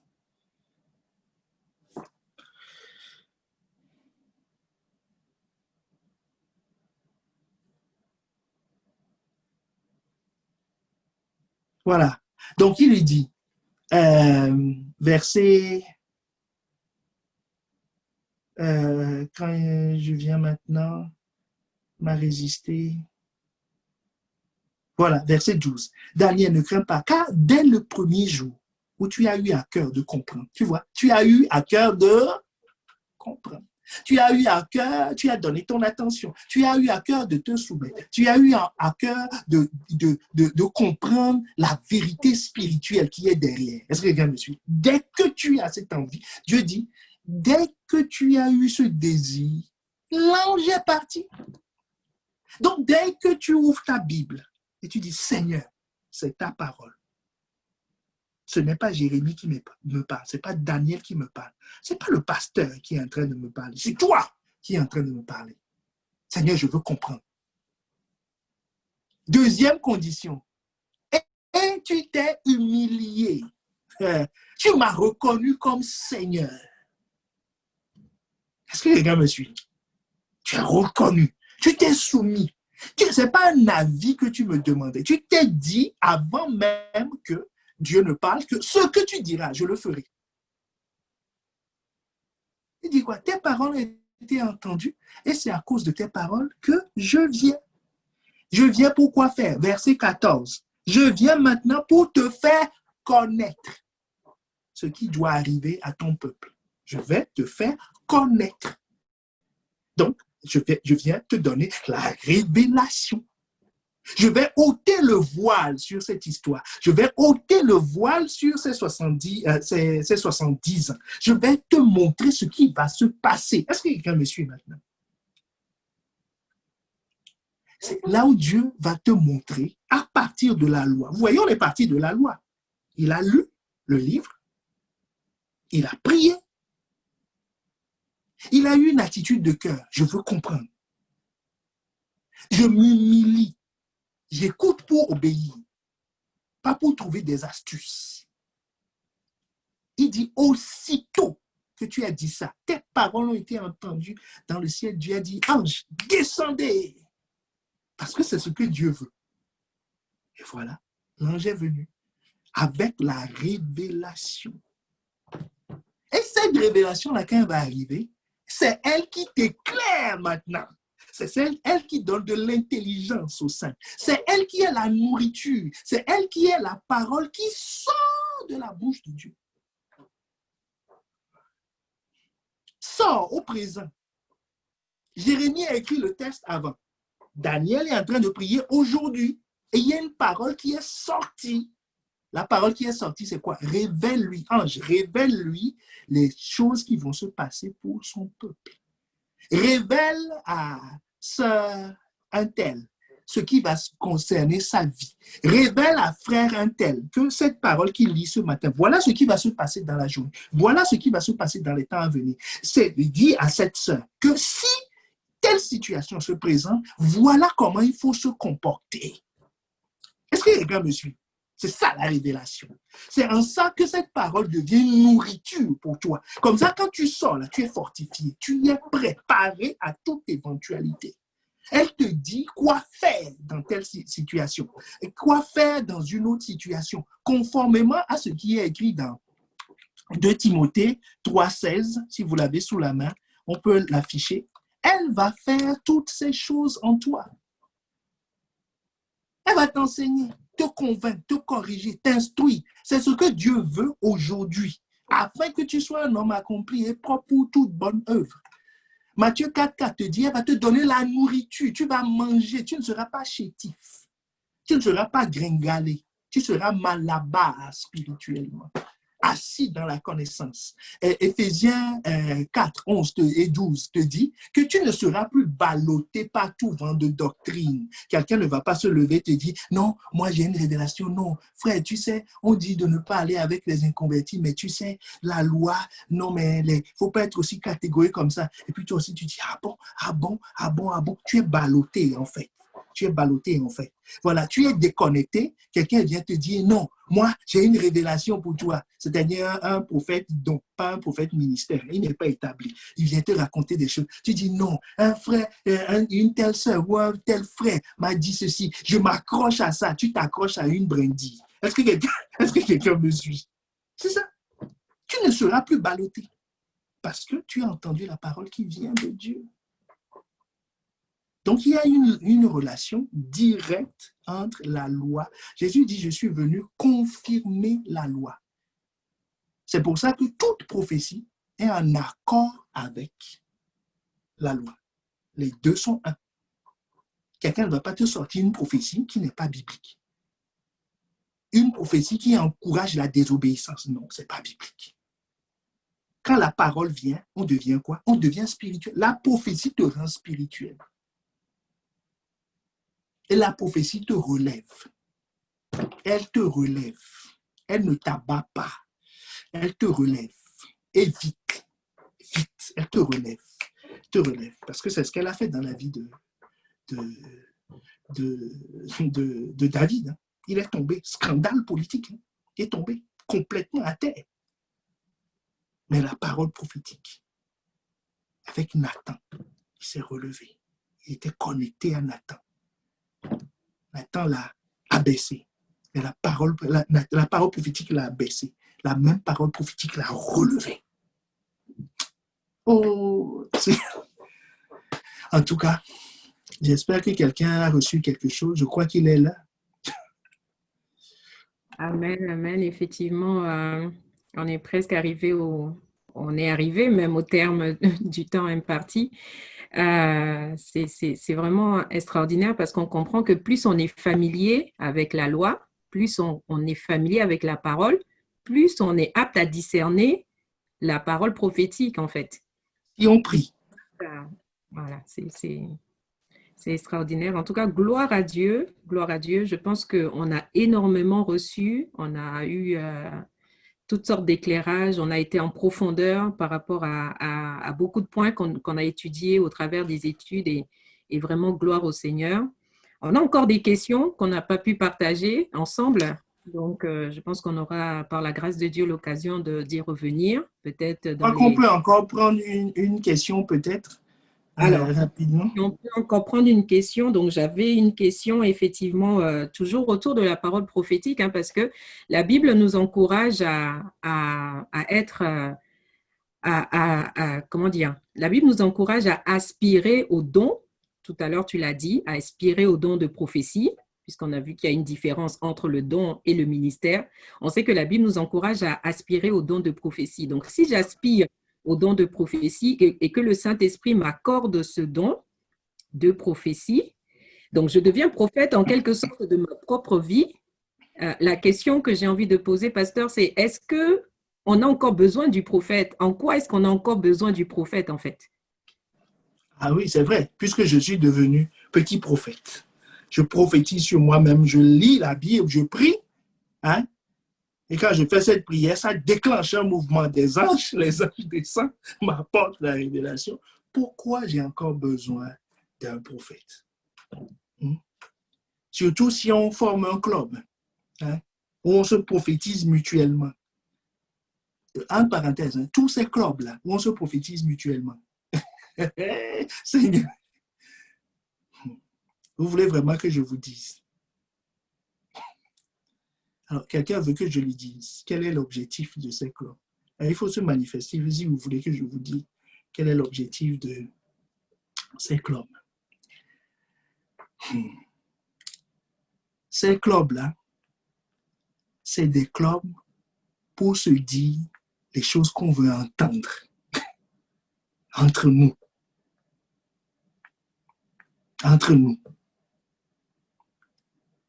Ce n'est pas du tout des clubs pour recevoir la... Non, on s'encourage mutuellement. Surtout que dans le club, la plupart du temps, les gens sont pris dans le péché eux-mêmes. Et ils connaissent les faiblesses les uns des autres. Est-ce que quelqu'un me suit?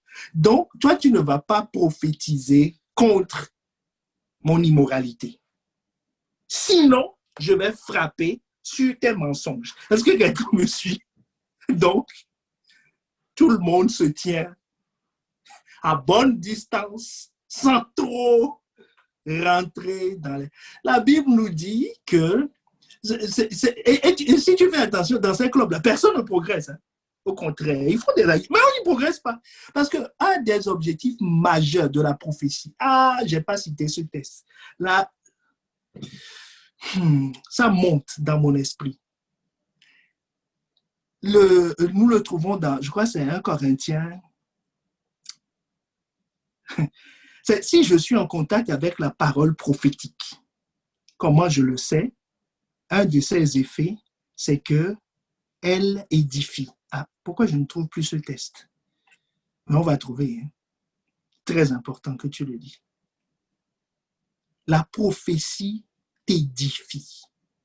La prophétie, la parole prophétique est une parole qui est envoyée pour bâtir.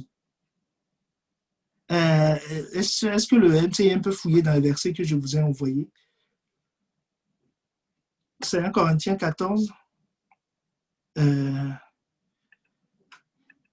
très important. Voilà. Celui qui prophétise édifie. Édifie. Édifie. Édifie veut dire, pas en disant non, mais c'est profond ce que tu as dit. Waouh! Non, moi je n'ai jamais. Non, non, non, non, non, non, mon ami, on n'est pas en train de parler de ces choses-là. Édifie veut dire, ça te construit. Quand on édifie un bâtiment, ça veut dire que aujourd'hui, si on était aux fondations, demain, si tu viens, il y a un muret.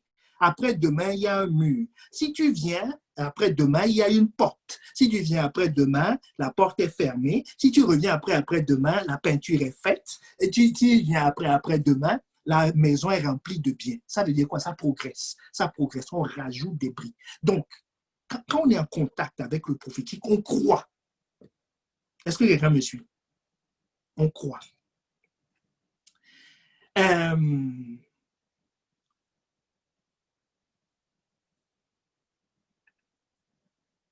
Donc, maintenant, Dieu a donné des prophètes à son Église. Ça, c'est très important. Et ces gens-là, c'est ceux qui sont dans le ministère prophétique. Donc, Éphésiens 4, le verset 11, nous le dit.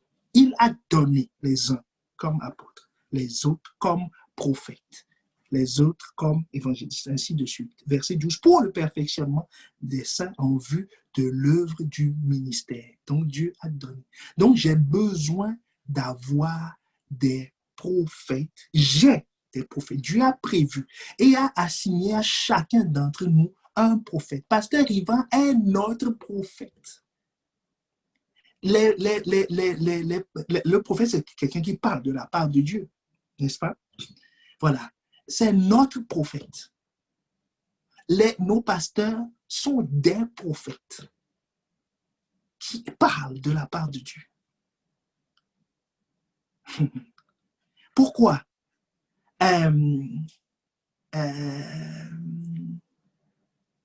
Parce que l'Église est basée sur la fondation des apôtres et des prophètes.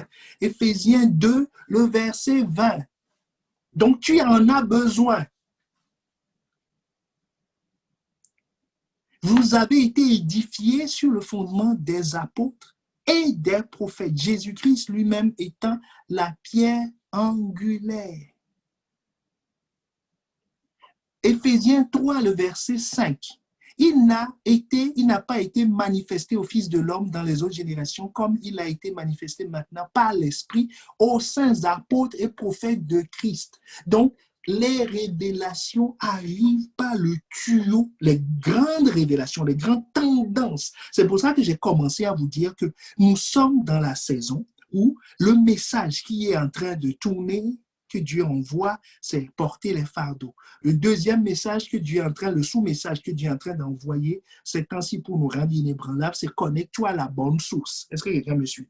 Et nos études bibliques et notre thématique d'aujourd'hui est en plein dedans. Donc, c'est le message que le prophète a reçu, que nous amplifions, que nous sommes en train de donner. Donc, la révélation arrive par les saints apôtres et ces saints prophètes. De qui? De Christ. Est-ce que quelqu'un me suit? Donc, tu as besoin. Et parce que tu es basé, l'Église est basée dessus. Donc, si tu es dans l'Église, donc toi aussi, tu es basé sous tes pieds. C'est les prophètes. Est-ce que quelqu'un me suit? Donc, maintenant, quand je reçois mes révélations, quand j'étudie la Bible, les choses dont Dieu va nous parler dans cette saison, vous allez voir, tous ceux qui sont connectés à l'Église, je ne dis pas ceux qui viennent à l'Église, alléluia, je dis ceux qui sont connectés à l'Église, c'est-à-dire qui ont appliqué les principes de la femme samaritaine, vous allez voir que dans leur vie, dans cette saison, la parole, comment porter le fardeau, tout ce que le Saint-Esprit va dire va tourner autour. Est-ce que quelqu'un me suit? Est-ce que quelqu'un me suit? Si tu me suis, dis-moi Amen. Ça va tourner autour. Cette pensée va s'amplifier dans les cœurs. Les gens vont commencer à comprendre ça.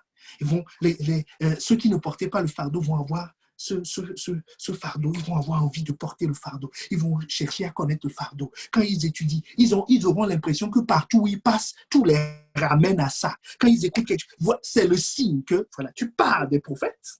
Est-ce que quelqu'un me suit? Tu parles des prophètes et le Saint-Esprit confirme la parole des prophètes. Il confirme la parole. Mais ceux qui ne sont pas connectés à l'Église, pendant qu'on est en train de parler de porteur de fardeau, il va sortir. Il va te dire non, je reçois que là maintenant, je ne sais pas, il faut faire quoi par exemple? Je dois créer une ONG maintenant. C'est la révélation que Dieu m'a donnée. Lui, il m'a dit, non, moi, je sens, Dieu me parle que du mariage ces temps-ci. Dieu me parle que de ceci, de cela. Pourquoi? Parce que ça veut dire que, en tout cas, je ne dis pas que Dieu ne donne pas ce message ailleurs, mais c'est pas, il n'est pas connecté à notre prophète. Est-ce que quelqu'un me suit? Il n'est pas juste connecté à notre prophète, il est connecté à un autre prophète. Donc, c'est ça le lien entre le prophète, les prophètes que Dieu a établis sur nos vies et qui sont dans l'Église. Selon Éphésiens 4, on sait que dans l'Église qu'on les trouve. Ça ne se trouve pas ailleurs. C'est dans l'Église principale. C'est l'Église, là où nous nous rassemblons tous. Quoi. Voilà, c'est là où ça se trouve.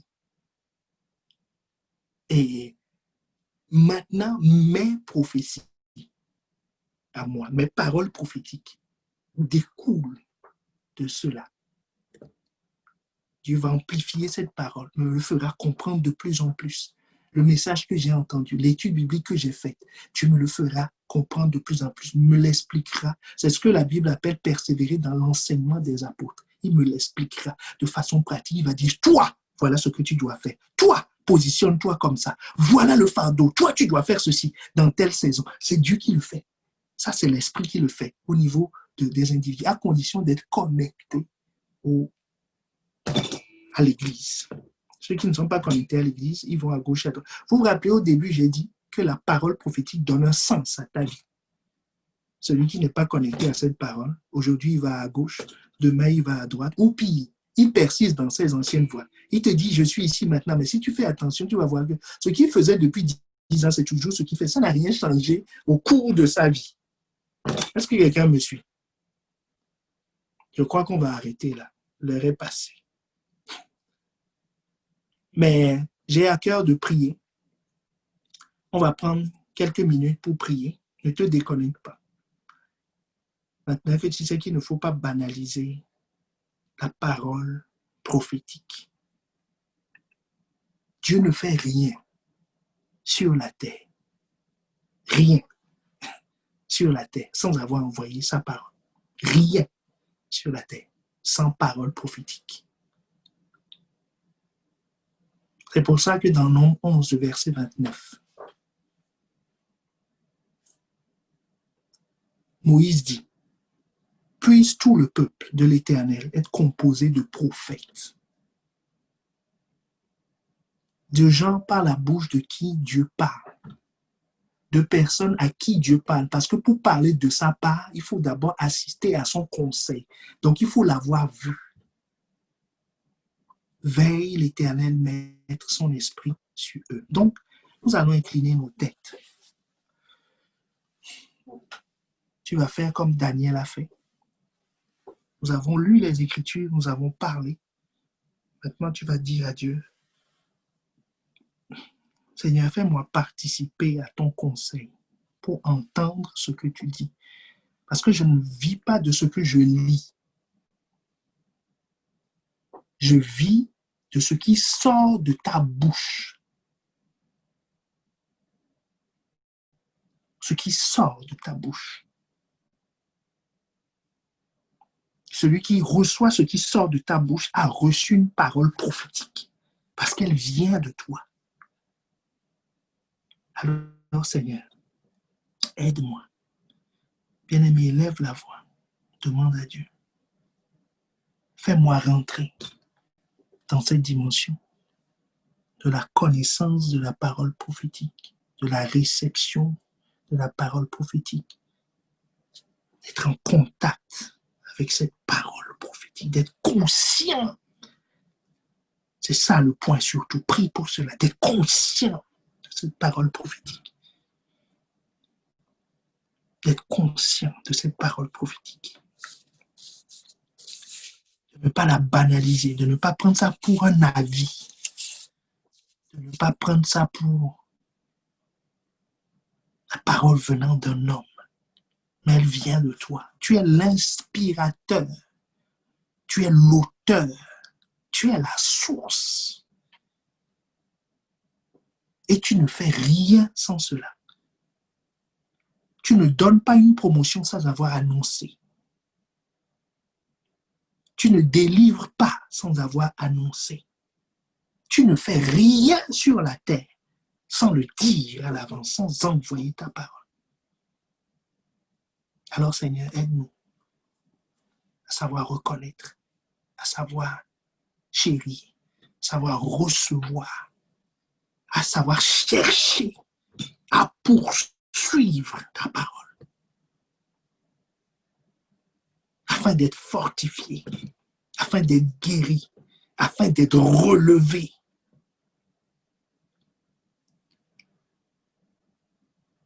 Bien-aimé, élève la voix. Élève la voix. Élève la voix. Élève la voix. Demande cela. La parole prophétique est capitale. Demande à Dieu, ouvre mon intelligence, afin que je puisse comprendre, afin que je puisse comprendre cela, saisir cela. Parce que sans ça, je reconnais maintenant que je vais tourner en rond. Parce que tu ne fais rien sans ça. Tu ne peux faire aucune œuvre dans une vie. Tu ne peux rien faire dans une vie sans cela. Le jeune homme riche était bien motivé. Il a demandé la vie éternelle. Mais tu ne peux rien pour lui s'il ne reçoit pas ta parole. C'est ta parole qui nous rend inébranlables. Alors Seigneur, ouvre nos yeux. Rends l'Église consciente. Rends chacun d'entre nous conscient, Seigneur. Tous ceux qui entendent ma voix maintenant, Seigneur, qu'ils soient conscients de cela.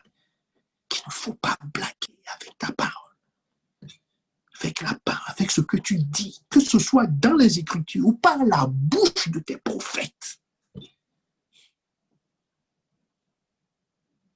Que tu veilles sur ta parole pour l'accomplir. C'est avec cette parole que nous sommes fécondés. C'est avec cette parole que tu nous donnes le pouvoir de devenir. C'est cette parole qui nous change. C'est cette parole qui est l'épée. Cette parole est une arme. pour écraser nos ennemis. Cette parole, tu ne fais rien sans elle. Alors Seigneur, aide-nous, ouvre nos yeux dans le nom de Jésus. Dans le nom de Jésus. 2 Chroniques 20, le verset 20, dans la version Parole de vie. C'est l'expérience de Josaphat, une expérience qu'il a faite avec les prophètes. Josaphat dit, le jour suivant, tôt le matin, tout le monde se met en route dans le désert de Tekoa. Au moment de sortir, Josaphat se place devant eux et leur dit, écoutez-moi, habitants de Jérusalem et de Juda. Mettez votre confiance dans le Seigneur, votre Dieu, vous serez forts. Mettez votre confiance dans ses prophètes et vous remporterez la victoire. Confiance en Dieu, je suis fort. Confiance en ses prophètes, je remporte la victoire. Élève la voix, demande à Dieu, fais-moi rentrer dans cette victoire, dans cette phase où je ne suis pas juste fort statique, mais fort remportant des victoires. Remportant des victoires. Parce que tu nous parles du prophétique. Tu nous parles de l'importance de la parole prophétique. Seigneur, nous te supplions. Bien-aimé, élève la voix. Élève la voix. Élève la voix. Élève la voix. Demande. Demande. Demande à Dieu. Seigneur, ouvre mon intelligence. Ouvre mon intelligence. Ouvre mon cœur, Seigneur, rentre, que cette parole rentre dans mon cœur. Illumine les yeux, illumine les yeux, illumine les yeux, illumine les yeux de mon cœur, illumine les yeux de mon cœur. Ah, bien-aimé, lève la voix et prie dangereusement. C'est une prière qui sauve. Demande, illumine les yeux de mon cœur. Ouvre mes yeux afin que je sache quelle est l'espérance qui s'attache à cette parole. À cette parole. À cette révélation qui vient de toi, Seigneur, révèle-moi, convainc mon cœur, que cette chose soit assise en moi, que plus jamais je ne banalise la parole prophétique. Jamais je ne banalise ce qui vient de ta part, parce que ce que tu me dis, c'est ce que tu es sur le point de faire, et non seulement ça, la victoire est contenue dans cela. La réussite est contenue dans cela. Celui qui fait confiance remporte la victoire. Remporte la victoire. Alors fais-nous remporter la victoire. Fais-nous remporter la victoire. Dans le nom de Jésus. Dans le nom de Jésus. Dans le nom de Jésus.